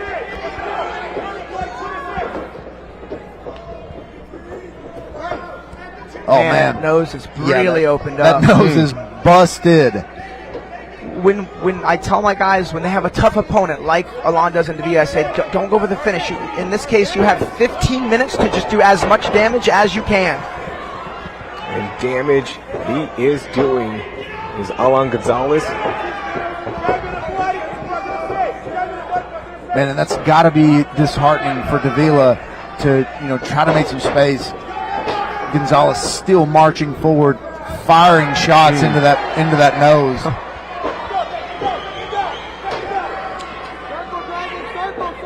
Yeah, Alon, a really good understanding of range in this fight. Oh, big calf kick. Davila closed the space there. Able to get it to the ground, but Alon does a good job of. Davila tried to go for that mount immediately. Alon did a good job of stuffing that. Yeah, Alon's got to get up to his feet if he wants to try to really limit Dragon from scoring this round. And this is Dragon's best moment so far in this third round. Man, I'll tell you, that nose is just leaking. I mean, this cage is already a mess. Yeah, it's slippery inside right now. Dragon Davila looking reversal for a finish here from Alon. And on an armbar. Davila hit to it. Another good kick from Alon. My man's looking to do damage. Oh, man. Dragon unloading to end this round. Oof, wow. This is a championship fight. Absolutely. Now, one thing I know, we told Alon, he needs to look forward to championship rounds. And I was saying all camp, we were all saying all camp, if you want to be champ, you got to win championship rounds. So I think getting here is a good sign for him. But Davila has found his successful moments with his wrestling, albeit he is a bit worse for wear.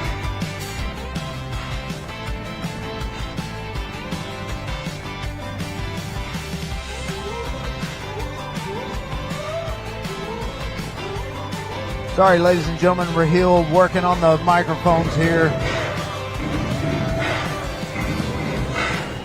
All right, so our fourth round, championship rounds forthcoming, as the great John Anik would say.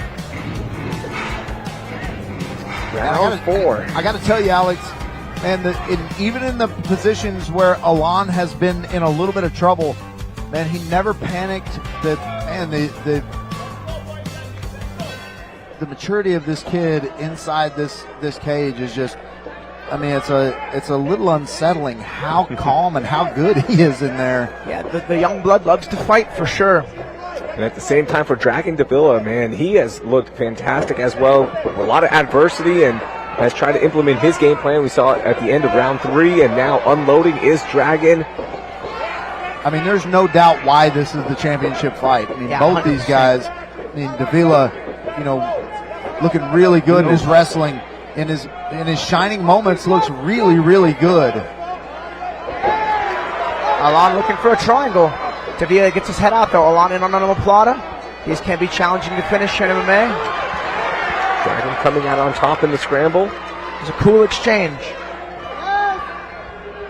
Body. When he stands up, go to the body lock. Man, that nose is just, the moment it gets touched, gets right back to bleeding. Pull it backward. Pull his neck, pull his wrist backward. Dragon has been using his wrestling pretty well in this fight.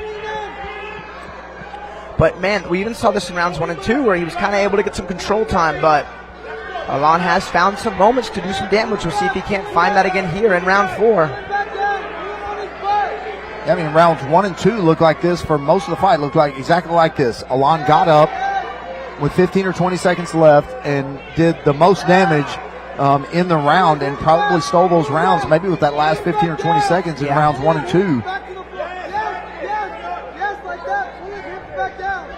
And we've seen some decisions tonight. We've seen how much they're valuing damage, and a lot more damage on the face of Davila right now. But Davila is, even though the control time is here, if he wants to win this fight, he is going to have to start doing some damage to Alon Gonzalez. Absolutely.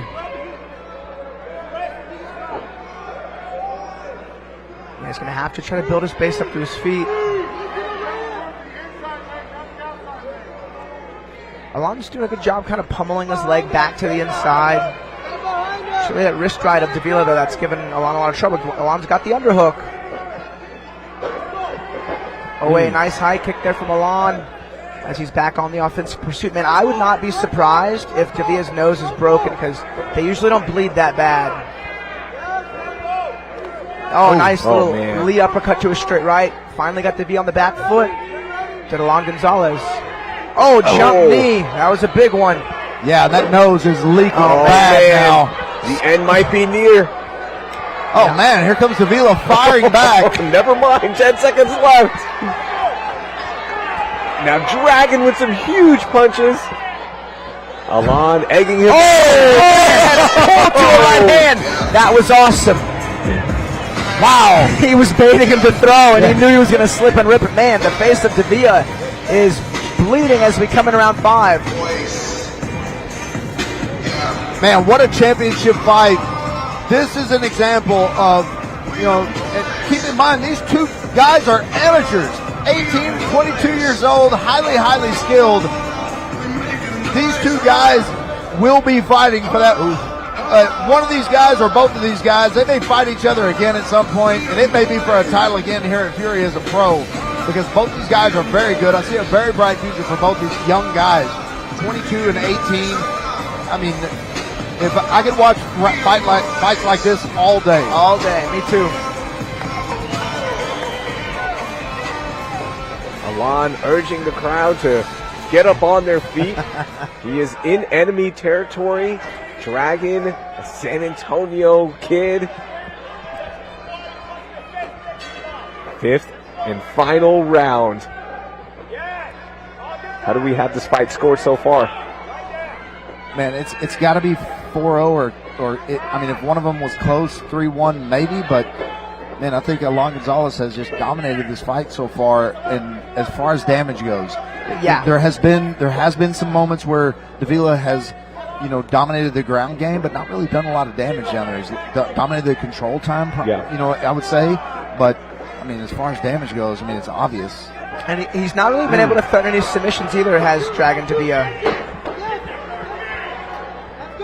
Oh, man, Alon is connecting with some big punches. And definitely round 3 was Dragon's best round. Had the big slam. Had that big finish to the round. Man, Alon is still looks as fresh as he did coming out in the first round. Yeah, the cutman did a good job on the nose of Davila going into 5, because it's not quite opened up just yet. Crew Bob Perez working the cut for that corner. Oh, his mouthpiece is out.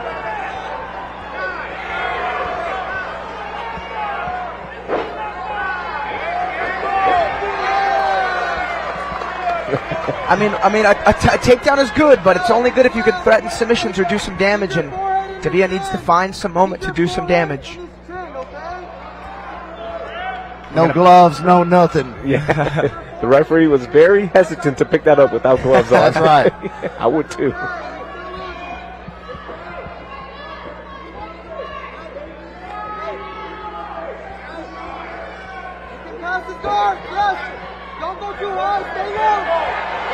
Alex, I'm not sure if that's a new cut or if that's just the blood pooling, but it looks like to be on the left eye now. Oh, maybe so. I think that may be just nose blood. Okay.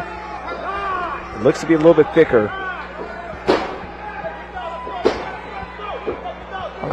Looking for a back take as Alon, but he was able to trap both feet. As Alon gets back to his feet.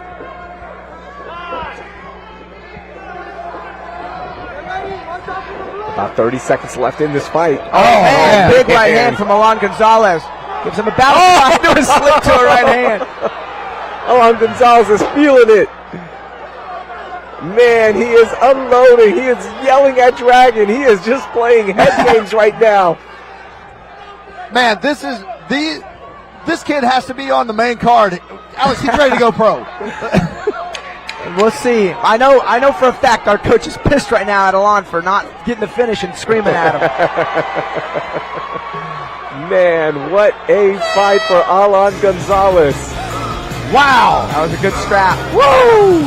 Man, so much respect between these fighters, and Alon Gonzalez wanted us to shout out his entire family watching back in Houston and in Valle de Santiago, and he put on a show for his family and everyone here at the beautiful Boeing Tech Sport Center. Yeah, man, and I'll tell you what, that was an amazing fight. Both these fighters should be extremely proud of the way this fight went. This was entertaining. This had a very high skill level. I mean, this was a very, very good fight for both guys. I mean, a good fight. Just, man, what a couple of prospects we just saw in there. I mean, a bright future for both of these guys. But man, they should both be extremely proud of that fight. That looked like a championship fight. Absolutely. All right, so judges are calculating everything up. Sorry there, Michael. Yep. Just to lay out, we still have one more title fight, light heavyweight title fight coming up here in our amateur series. And then after that, we have 3 pro fights. One of the pro fights is now off. Drake Lopez, Gavin Teasdale is no longer happening. Talk about it off air. Yeah. But we do have 3 more pro fights coming up on this prelims broadcast. I'll tell you that 205 championship amateur fight is going to be a blast. That's coming up next. Well, it's got a lot to live up to after chasing this one. I mean, coming after this is the worst place you could fight, I promise you. All right, the judges have calculated everything up. Let's see who the new champ is going to be. Here's Wayne. Ladies and gentlemen, after 5 rounds of championship action, we go to the judges' scorecards for your decision. Judge Angel Mendez scores the fight 48-47, Davila. Judge Joe Calvi scores the fight 48-47, Gonzalez. Judge Wilfredo Esperon scores the fight 48-47, declaring a winner by split decision in new Fury Amateur Series Flyweight Champion, Alon Gonzalez. Man, I'll be honest, I don't think that was a split decision, but I'm kind of glad it was. I mean, just because of the way the fight went, that was an amazing fight. Yeah, I'm a big fan of Dragon Davila to the end of the day, man. I can't wait to see him fight again. And that fight was worth every penny these fight fans paid to watch. Congrats to our new champ, Alon Gonzalez.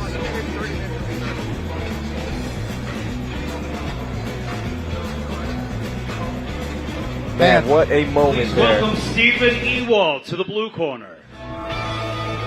Stephen Ewald coming out for our light heavyweight title.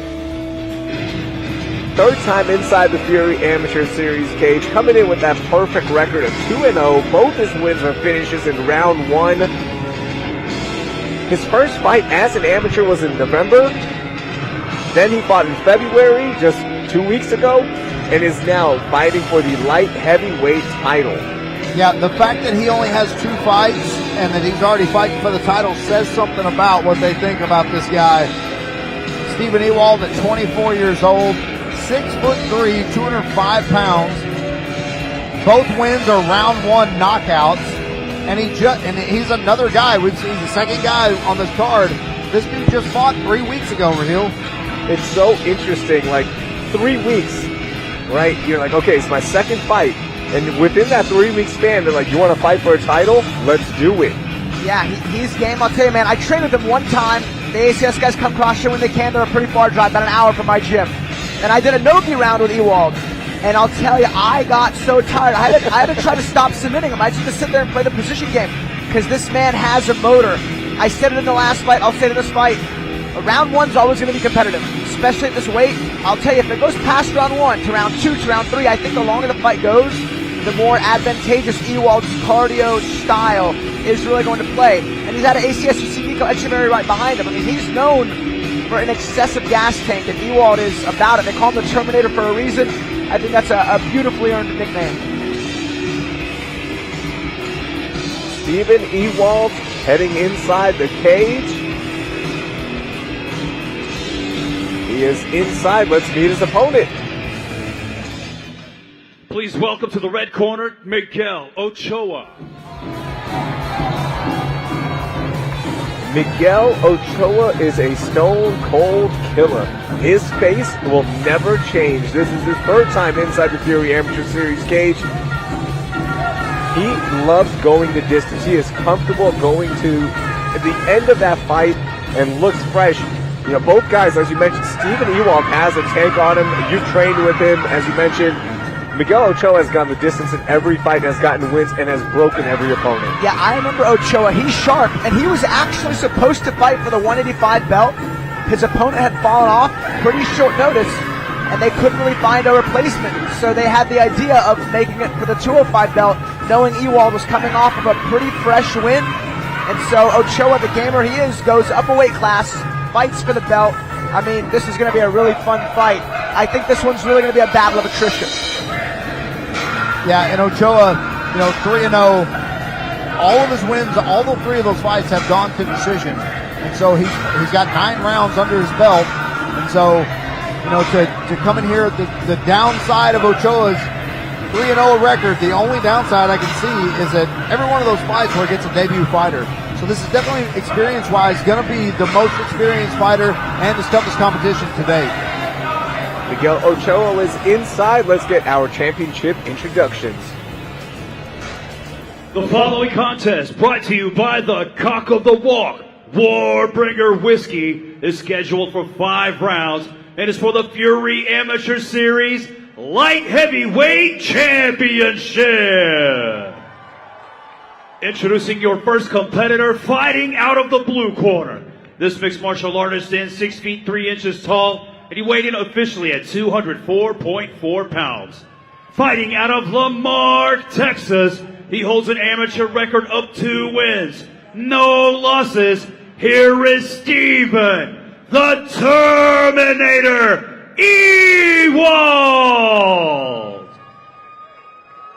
And introducing his opponent across the cage, fighting out of the red corner. This freestyle fighter stands 6 feet 3 inches tall, and he weighed in at 204.2 pounds. Fighting out of San Antonio, Texas, he holds an amateur record of 3 wins, no losses. This is Miguel Ochoa. And now Professor Joe Solis with your final championship instructions.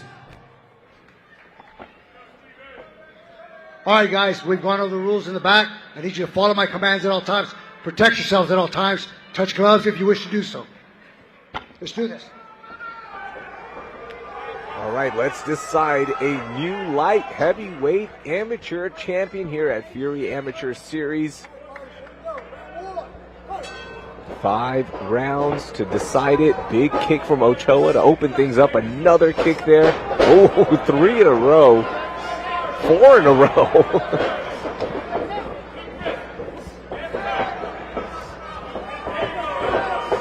Oh, big left there. Ochoa is locked in from the start. 6 kicks have already connected. Yeah, Ochoa's got a good athletic build to him. Throws with good technique.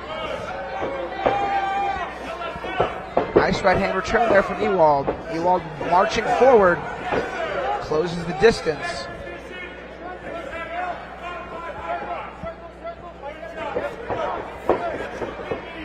Punch on the break from Ewald. Another good low kick there from Ochoa. And another met with the right hand. Both guys are going all offense. And Ochoa just continues to land. I'll tell you though, when you got a guy just walking out the whole time, it'll kind of throw you off your rhythm. It'll force you to use a little extra energy to throw.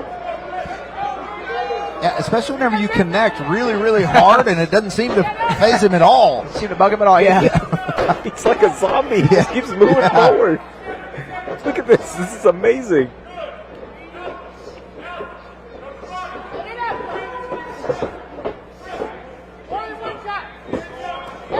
That was a good left hook there from Ochoa. Yeah, you see some damage starting to show up on the face of Ewald. Oh, man.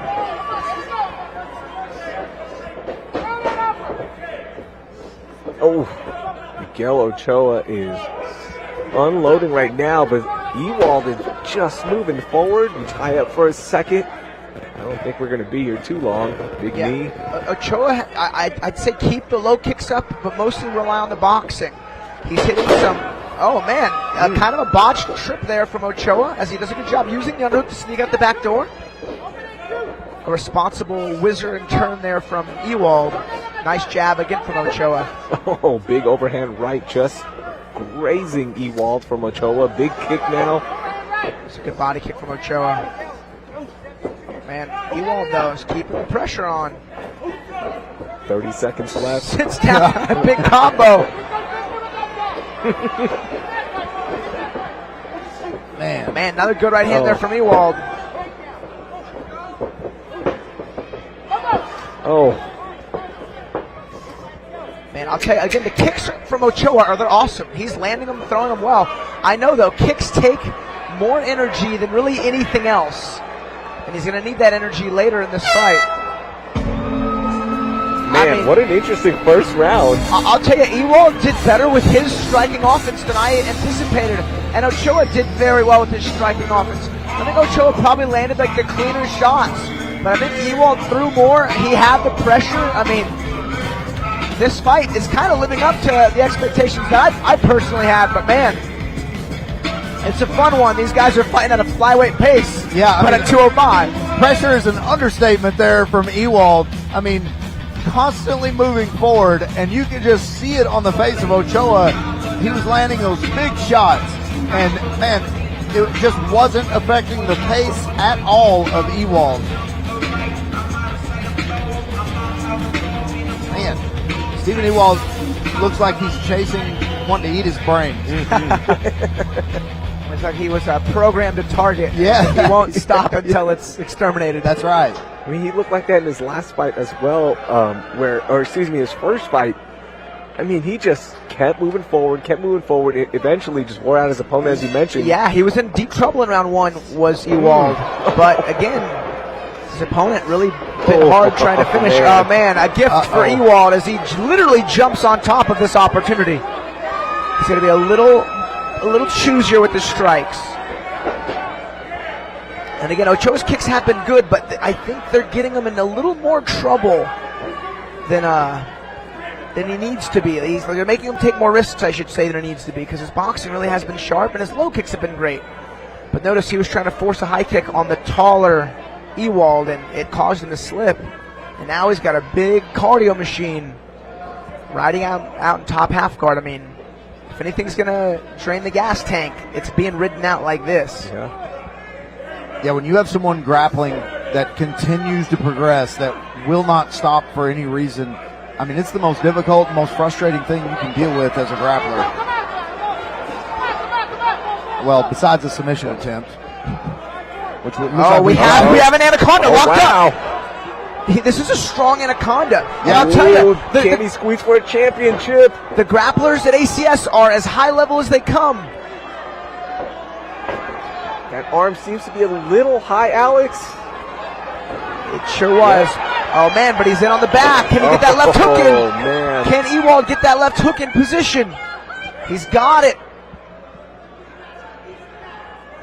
Oh, he's got him flattened out now. Big scramble here. Ewald stays on the back. Oh, man. As he's looking for the short naked choke. I hope it's locking in. That right arm is across. That is coming across the face. He's just being mean about it. Will something open up here for Ewald? Is he going to go for the armbar? He's a madman. He's going for the rear mount triangle. No way. Now he's switching to an armbar. This is going to be so tight. This is such a rough position to get out of. Oh, this is going to be it. I think Ochoa may be out of it now. And he's out. Wow. I think his arm is broken. A big high kick from Ochoa. No, I don't think the arm took much damage in that one. Oh. Well, wow. He hasn't punched with that right arm at all since. Is holding.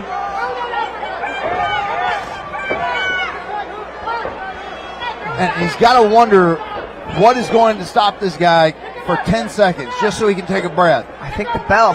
Yeah. That's the only thing. Man.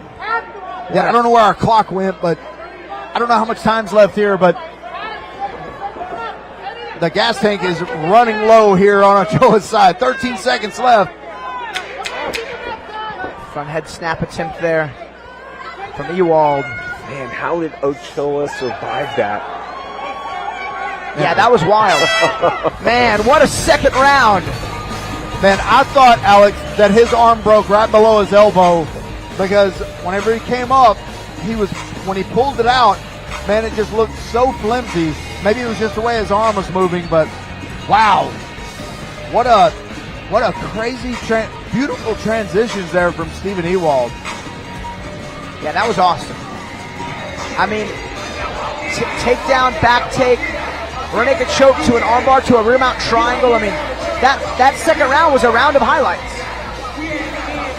Yeah, and the way Ewald moves forward with just those punches, just like that. He's not throwing extremely hard. It's just, man, they're just constantly moving forward. And he's making you carry his body weight and then look for the punches and carry his body weight, look for the punches. And then when he gets down, continuously progressing. He's not taking any rest points at all like a lot of people do. We all do it. We get in those good positions. Let me rest for 10 seconds. No such thing so far for Stephen Ewald. All right, round 3. Looking like one apiece going into this one. Kick, another kick. It looks like round 1, 4 kicks in a row. That's how Miguel Ochoa opened up the fight. Ochoa looks pretty good though. Oh man, there's the boxing of Ochoa coming in. And then the pressure of Ewald. Oh.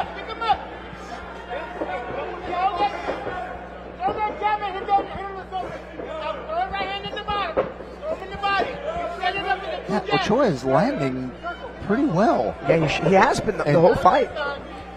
Is there enough power behind those punches, though? I'll tell you, if Ochoa can land a shot while Ewald is punching and kind of catching Ewald coming forward a little out of position with his chin, he can, for sure.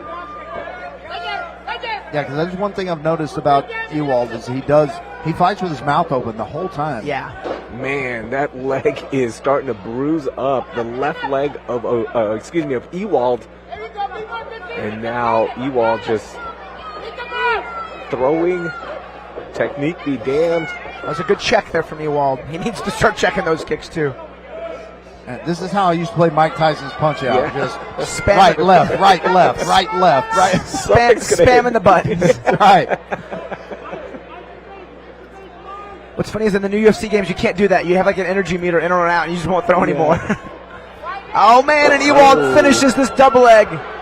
He's in the ghillie. He's got to go to side control, and he pops his head out. Man. Oh. And he's in full mount. Now, can Ewald find a finish here? 1:15 left in the round. And that is a ton of time. And we saw how good Ewald is in transition. And Ochoa just leaving that right arm up. Ewald just going left, right, pressing all the buttons. Man. Yeah, this is just a machine on top of a fighter. He can go for the triangle from here. Oh my God! Again. Can he lock it up? Oh my God! He's got a fully figured 4. We're gonna see a tap. You guys, I guarantee you, Ewald can finish this triangle choke. And there's the tap. And Ewald gets the finish in round 3. We got a new light heavyweight champion. Oh my God! Man, let this be a lesson to everyone watching that hard and determination can maybe be the biggest quality in the cage. Steven Ewald is the most unorthodox fighter I've ever seen, and he has won the light heavyweight championship here at Fury Amateur Series. He just picked up 3 new fans for sure. Against an undefeated juggernaut in Miguel Ochoa, who kept his composure, kept his power. It was really the Terminator-style pace of Ewald that just let him find the finish in a mounted triangle of all techniques to win this fight. Insane. Yeah, you see the fans are enjoying this also. I mean, I've never seen anything like that in my life. If you were to just show a video, make his opponent disappear, and just show a video of him punching and striking, you'd be like, what is this? Man. What is this? But that is the epitome of using pressure as a weapon. And that's exactly what he did today. Use that pressure, use those rounds, use the time as a weapon, and that's why he won this fight. All right, let's crown a new champion.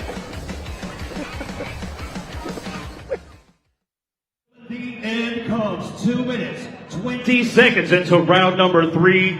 Declaring your winner by tap out due to a triangle and new Fury Amateur Series light heavyweight champion, Steven the Terminator Ewald.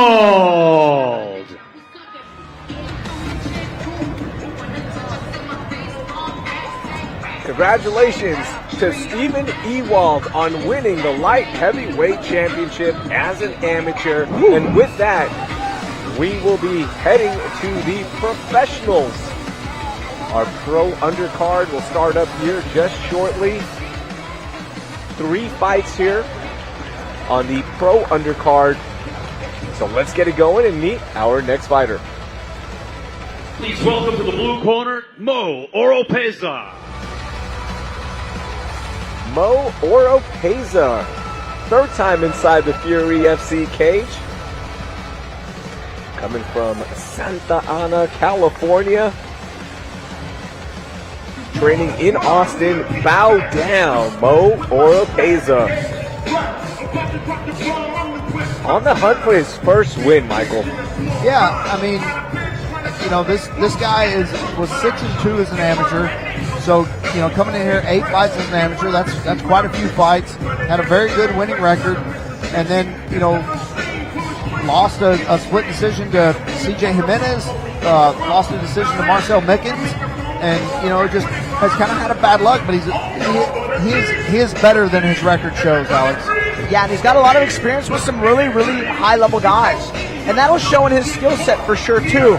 But yeah, like a big part about being a successful fighter is making it happen in the cage under the lights.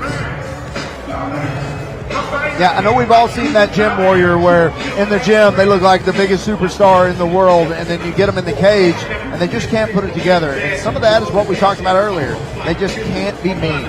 And then some is just they get a little nervous, or they get a little shell shocked, or they get, you know, they don't like getting punched or whatever. You just never know how it's going to feel until you get in there. And that's why people who have trained for their entire lives, or people who are trained fighters, that's why we think it's funny when the couch guys think they can just get in there and do it. That's right. Because first of all, they wouldn't last 20 seconds. And then second of all, you know, it is very difficult to get in there and keep all that under control and then showcase your skill set. It's very difficult. Absolutely. Mo getting the final checkups here. You know, one thing, he did change a lifestyle. He is now walking at a healthier weight. Before, he was cutting from 175, 180 down to 135. So his last couple fights were 145. I noticed he dropped a weight class, and man, he looks great. Those lifestyle changes are hopefully going to pay off tonight. Mo is inside. Let's meet his opponent. Please welcome to the red corner, Isaac Vasquez. Isaac Vasquez, 2nd time inside the Fury FC cage. Lost his debut to Karan Reed, which, look, that's a tough fight back in July, but learned so much. It was a very tough fight. Yeah, and also one of my favorite ring interviews ever with Karan Reed afterwards. But yeah, Isaac Vasquez, very, very durable, shows that he's very, very hard to submit. You know, shows a lot of durability, shows some good striking, but and his ground game is going to be, he comes from Team Ferreira, so he's going to be, his ground game is going to be good. And so he's just one of those guys that is really durable, had 8 fights as an amateur, also went 4-4, but a lot of learning experience in there in those 8 fights. Yeah, and he fought the toughest dudes as an amateur. Again, his pro debut against Quran was super tough, and everyone was saying, man, this guy's good. He's almost too tough for us. There's no quit in him whatsoever. His opponent that night was a little bit sharper on the feet, and Vasquez got his takedown shut down a bit, but I think this is a great matchup for both these guys. But Isaac Vasquez is one of those guys, you look at his record, you see 0-1, but man, this is not an easy fight by any means whatsoever. The Candy Man, Isaac Vasquez, and that's just not a nickname, that is actually his profession. He sells spicy candies. Yeah. I want a bag, Isaac. I think I asked last time as well, so next time you're back in the cage, throw us some Chamoy gummies. That'd be awesome. Well, depends on what you say about him. He may have some special candy for you. Yeah. Hey, the more special, the better. You know what I mean? Let's get our introductions. The following contest, brought to you by Space City Collective, is scheduled for 3 rounds of the Fury FC Bantamweight Division. Introducing to you first, fighting out of the blue corner. This mixed martial artist is 5 feet 8 inches tall, and he weighed in officially at 134.6 pounds. Fighting out of Austin, Texas, by way of Santa Ana, California, tonight. He looks for his first win as a pro. Here is Mo Bow Down Oropeza. And introducing his opponent across the cage, fighting out of the red corner. This freestyle fighter stands 5 feet 7 inches tall, and he weighed in at 135.4 pounds.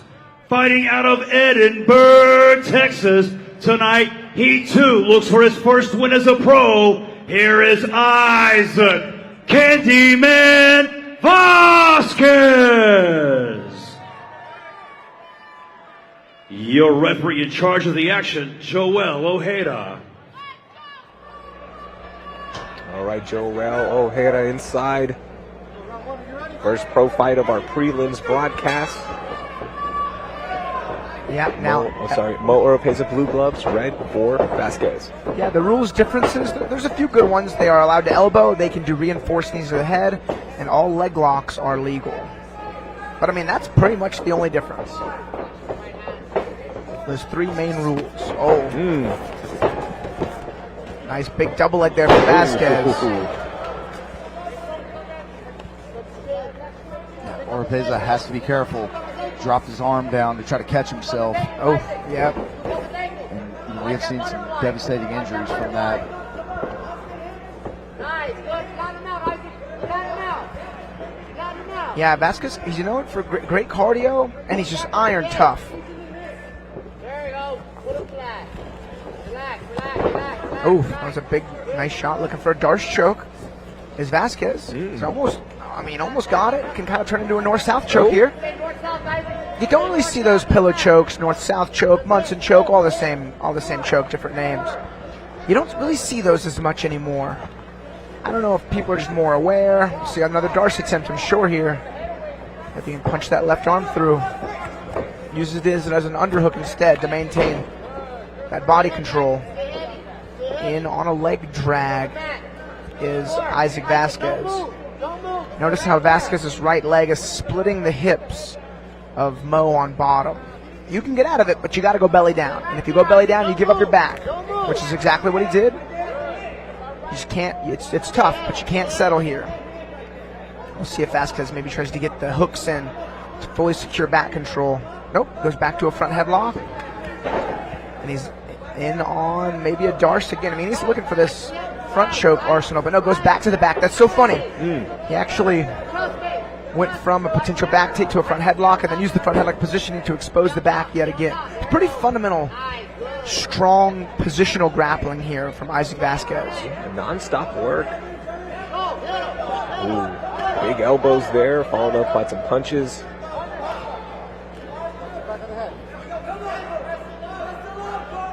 Candyman looking very good here in the first round. About halfway through the first round. Been all Isaac Vasquez so far.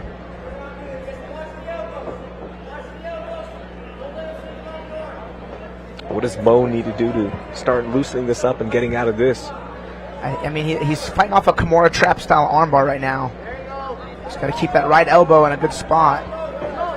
Use the underhook to try to get up, but man, it's the front headlock of Isaac Vasquez that's really kept him ahead in these scrambles. I mean, I think most best case is to hand fight and then try to get up to his feet, but he's got to try to control the hands of Vasquez. Now he's got that Garcia locked up. Goes a bit shallow. Mo pops out. But man, Isaac chain wrestles into a double leg. I mean, oh, that left arm. Yeah, you got to be careful with that, man. it's a grueling. This is more challenging physically from Mo because he's going to carry the weight of Isaac. He's grabbing the inside of his gloves a little bit, but I don't think the ref's giving him much grief because he's getting rid now, and he ended up getting his back taken. So yeah, and I think Isaac was okay with it because he pulled his arm up. You know, he's pulling his arm over with both hands. It exposed that side to be able to put that hook in. Now Vasquez going to the mount. Big transition. Nice reversal there from Mo. Lands a little elbow of his own. One of those elbows from Vasquez ended up cutting Mo right on the top of his head somewhere because there was some blood on the mat.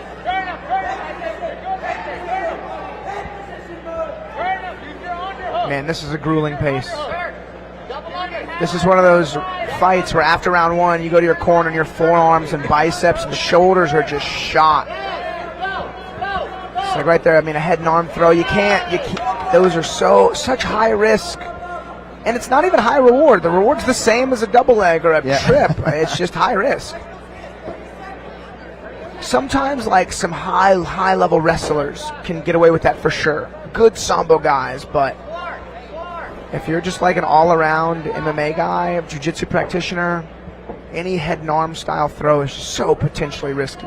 The hip throw as well, the Seonagi, they're usually not worth it.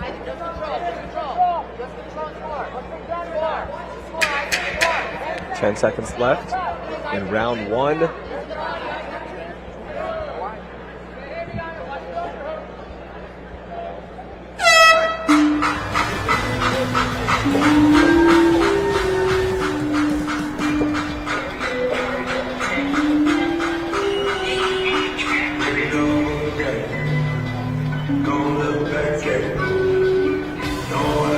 All right, there goes round one. I mean, that was a grappling clinic there from Isaac Vasquez.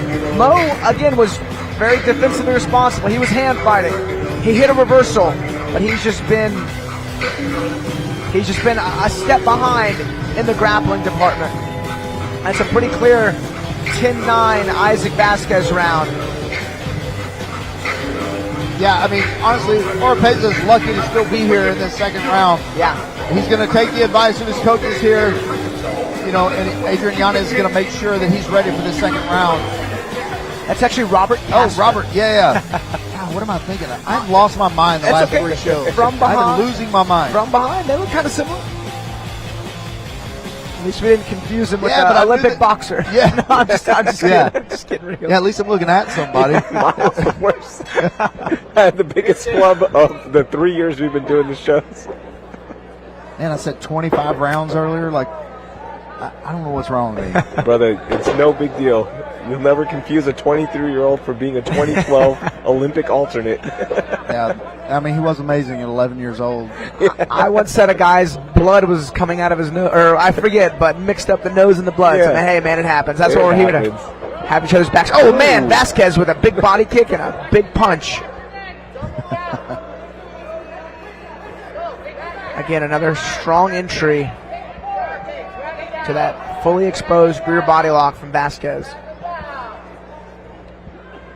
Vasquez is trying to loop that hook, and in this, you know, Oropeza is leaning back so hard. If he kind of just trips that right foot and then steps out of the way, that he's going to go right to the mat, which is what he wants. Joe Lajeda knocking the hand off. That was an obvious, blatant cage grab. Man, this is Vasquez's third super dump. Man, Vasquez has looked so good so far. But like right there, Mo did a good job. He grabbed the wrist, he hip escaped away, but it's like the reloaded hip control attempts there of Vasquez that are like really keeping him ahead in this fight. I mean, Vasquez walked out with that brown belt. He was proud about it. And man, he was putting Some strong grappling to work here. Like again, right there, good sweep from Mo, but just a strong base rebuild from Vasquez. Knee on the break. I mean, a step ahead is really what Vasquez is showing this fight. Oh, big liver hook to a right hand. Huge. Oropez's got to get his hands up. I mean, this may be Mo's best chance is to catch him in a brawl because he's not really winning the long fight. Yeah, you see the mouth wide open now of Isaac Vasquez. But we've seen Vasquez go the distance a few times. Same with Mo. I mean, both these guys are good third-round fighters. But I mean, I know it's dangerous for Mo, but these are Mo's best chances to win this fight, in my opinion. Is he's got to keep it at range and try to land something hard while Isaac is throwing. Because Isaac really is beating him pretty bad in the wrestling and grappling department. Yeah, and he has to do exactly that. He has to stay in those positions where he can punch from powerful positions. Off your back foot, kind of, chin up. That's not going to get it. He's got to lean forward. He's got to lean into those punches. And he's doing it now. See, Mo's doing well. I think Isaac really spent a lot of energy trying to find the finish on the ground. Just past the halfway mark of this fight in this round. Oh, nice right hand. Right. It looks like Isaac's kind of charging up the boosters for the last minute. Oh, man. Working the body again. Good lead uppercut work there from Mo. Oh, step and jab there from Vasquez. That's such a stiff jab. And when you step into a jab right as somebody gets it extended. The liver hook again. Man, each of these guys are an inch away from finishing this fight.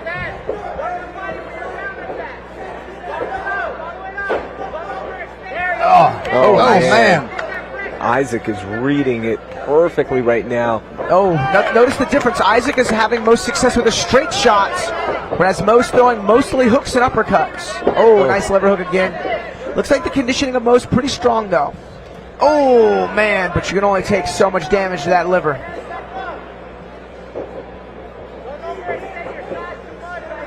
Yeah, and the same defensive moves are working exchange after exchange for Isaac Vasquez.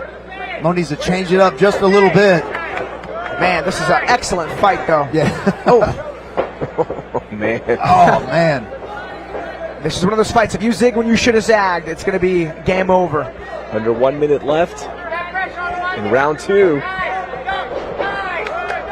To the ground we go.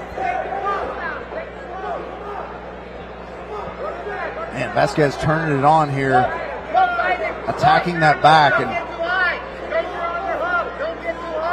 he's trying to lace that choke in. Mo has proven to be really hard to finish in the past. I mean, he's got this fully figured forward. He's got this fully figured forward.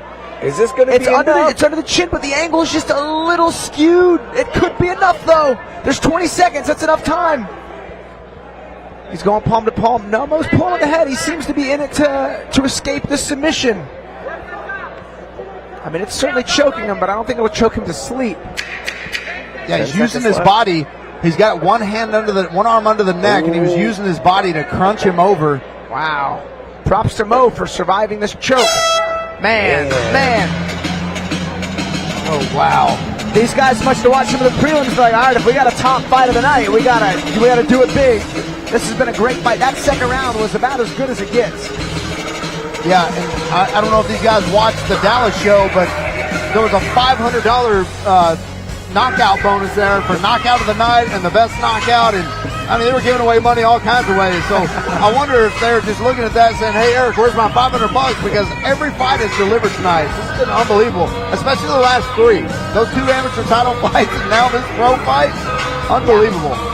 Yeah, that big $500 bonus that was being thrown out by Warbringer Whiskey. Yeah. That was incredible. That kind of set the tone. We had 5 straight finishes to start the card last time in Dallas just 2 weeks ago. And I'm telling you, there's that similar energy here as well. Yeah, man. And this venue is full now. Like every seat in this venue is taken now.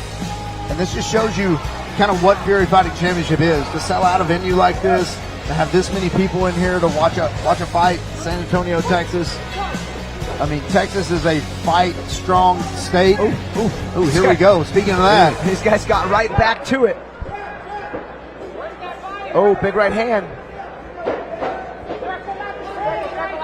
And I think Oropeza feels like he's down, and his coach has told him, you got to sell out here. And it looks like Mo's got the cardio for it. You read you had said on the wall. Oh man. Mo. He's doing the healthier lifestyle. He dropped a weight class. He looks great. He's in great shape. Yeah, he's delivering some nice punches, but man, he has got to stop taking those punches too. He's got to figure out a way to make Isaac Vasquez miss, because he's being extremely effective right up until Vasquez lands. Yeah. Oh, big stiff left connects there again for Mo. Now Vasquez trying to return fire, but having a hard time figuring out Mo being a little bit more aggressive here in round 3. Yeah, Mo's putting all of his stat points into offensive striking, none of the defensive striking. He's landing very well, but the moment Vasquez throws, he's sticking him with that jab. He's got his hands together. Yeah. Every time that left hand just sticking out for Mo. Avoids danger, but in a lot of trouble still. Getting the back is Isaac. Yeah, you can see Mo is trying those elbows. Those elbows like that, when you push with your hand and the head kind of springs back towards your elbow, those will cut you in a second. Oh, for sure. Man, they're very effective, and Mo landed about 5 of them in a row. It'd be interesting to see. We've seen blood trickling down to the top of the head of Isaac Vasquez. If you guys want to watch a fight where that was done, big right hand for Vasquez. Watch one of Brian Ortega's early fights against Brad Tavares. He slices him open so bad off of his back. I mean, it's wild. And watch any Kenny Florian fight from the old days. Kenny Florian had the sharpest elbows of any human I've ever seen. Oh, man. Big right.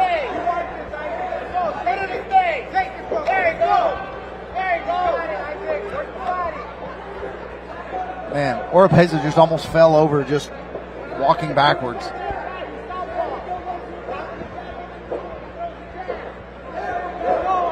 And these guys are showing a lot of grit here.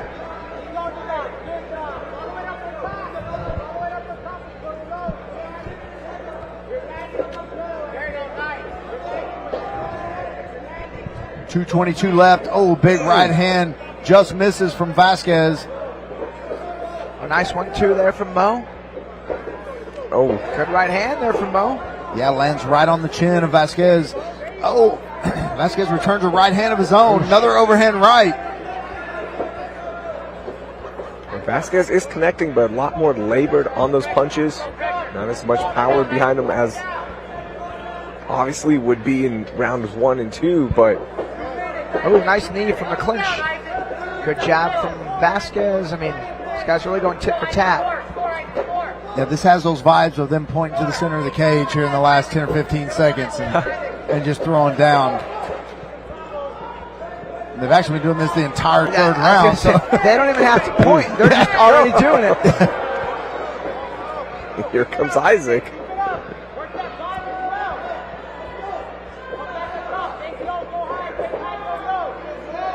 Oh, nice right hand. Oh, man, that's been Mo's best combo so far. That's about 6 in a row for him. Oh, man. Mo's trying to find a home for those elbows.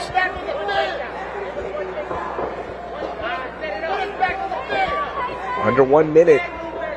Is there a finish out there for either fighter?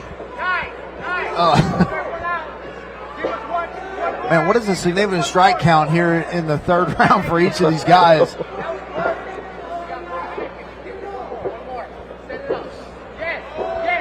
Another takedown here from Isaac Vasquez. Chasing the back.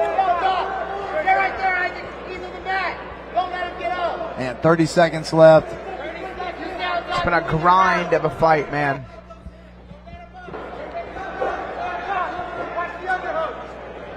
And what a crazy, fun exchange here between Isaac Vasquez and Mo Oropeza. Man, the first round was all grappling from Vasquez, and then round 2 was striking from both guys.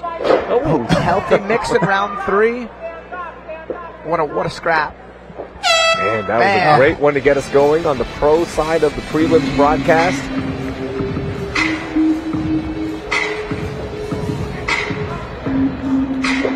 Man, Fantastic third round there for Mo Oropeza. Was that enough, though? Was it a little bit too late? Round one, I think more than likely went to Isaac Vasquez. For sure. And then, man, honestly, this fight's close. I think Vasquez takes one. I think Mo maybe takes three. And then it comes down to round two. Yeah, both guys had some highlighted moments there in round two, and man, what a fight. I mean, two guys scrapping for the win column, and man, it showed. You could tell both these guys dug really deep trying to get this win. Both these guys are going to be feeling this one tomorrow. But again, this is another fight that, you know, win or lose, both these guys should be really proud of this fight. Absolutely. These are the kind of fights that the audience wants to see. Even the ones that don't know these two guys personally, they're not here to see these guys. They see this kind of fight. It makes them come back to shows that they don't know anybody on. That they'll buy tickets to a show like this and, you know, and get to see this quality of fight. It's really, really fun. In our next fight, we've got two debut guys coming up in our heavyweights. In our heavyweight division, Terrence Chapman taking on Eric Prieto. That's going to be coming up. And then we hope to get to that third and final fight. Ruben Martinez taking on Eddie Friday, who is San Antonio's, like, he is the guy here, right? But we'll try to get that one, just setting everything up for you guys as the judges calculated everything up, and Wayne is inside, so let's see how they scored this. Ladies and gentlemen, after 3 rounds of combat, we go to the judges' scorecards for your decision. Brought to you by Space City Collective. With scores of 30-27, 29-28, and 29-28, your winner by unanimous decision, Isaac Candyman Vasquez! Yeah, we knew that was going to be a very close fight. Very, very close call. Isaac Vasquez takes the win. And, you know, hard to say if that's the right decision or not because, man, both fighters put it on the line. Yeah. And very, very entertaining fight. But good for Isaac Vasquez to get that first win. Good experience for both fighters. We're going to keep things moving. We're going to take a brief break before your next fight. We go live worldwide with the main card at 8 p.m. on UFC Fight Pass. And before we do that, we got free stuff for you. Everybody likes free All right, stuff, so right? with that, we're actually going to... Got Amanda and Audra, our Fury Cage girls, going to throw out some free t-shirts.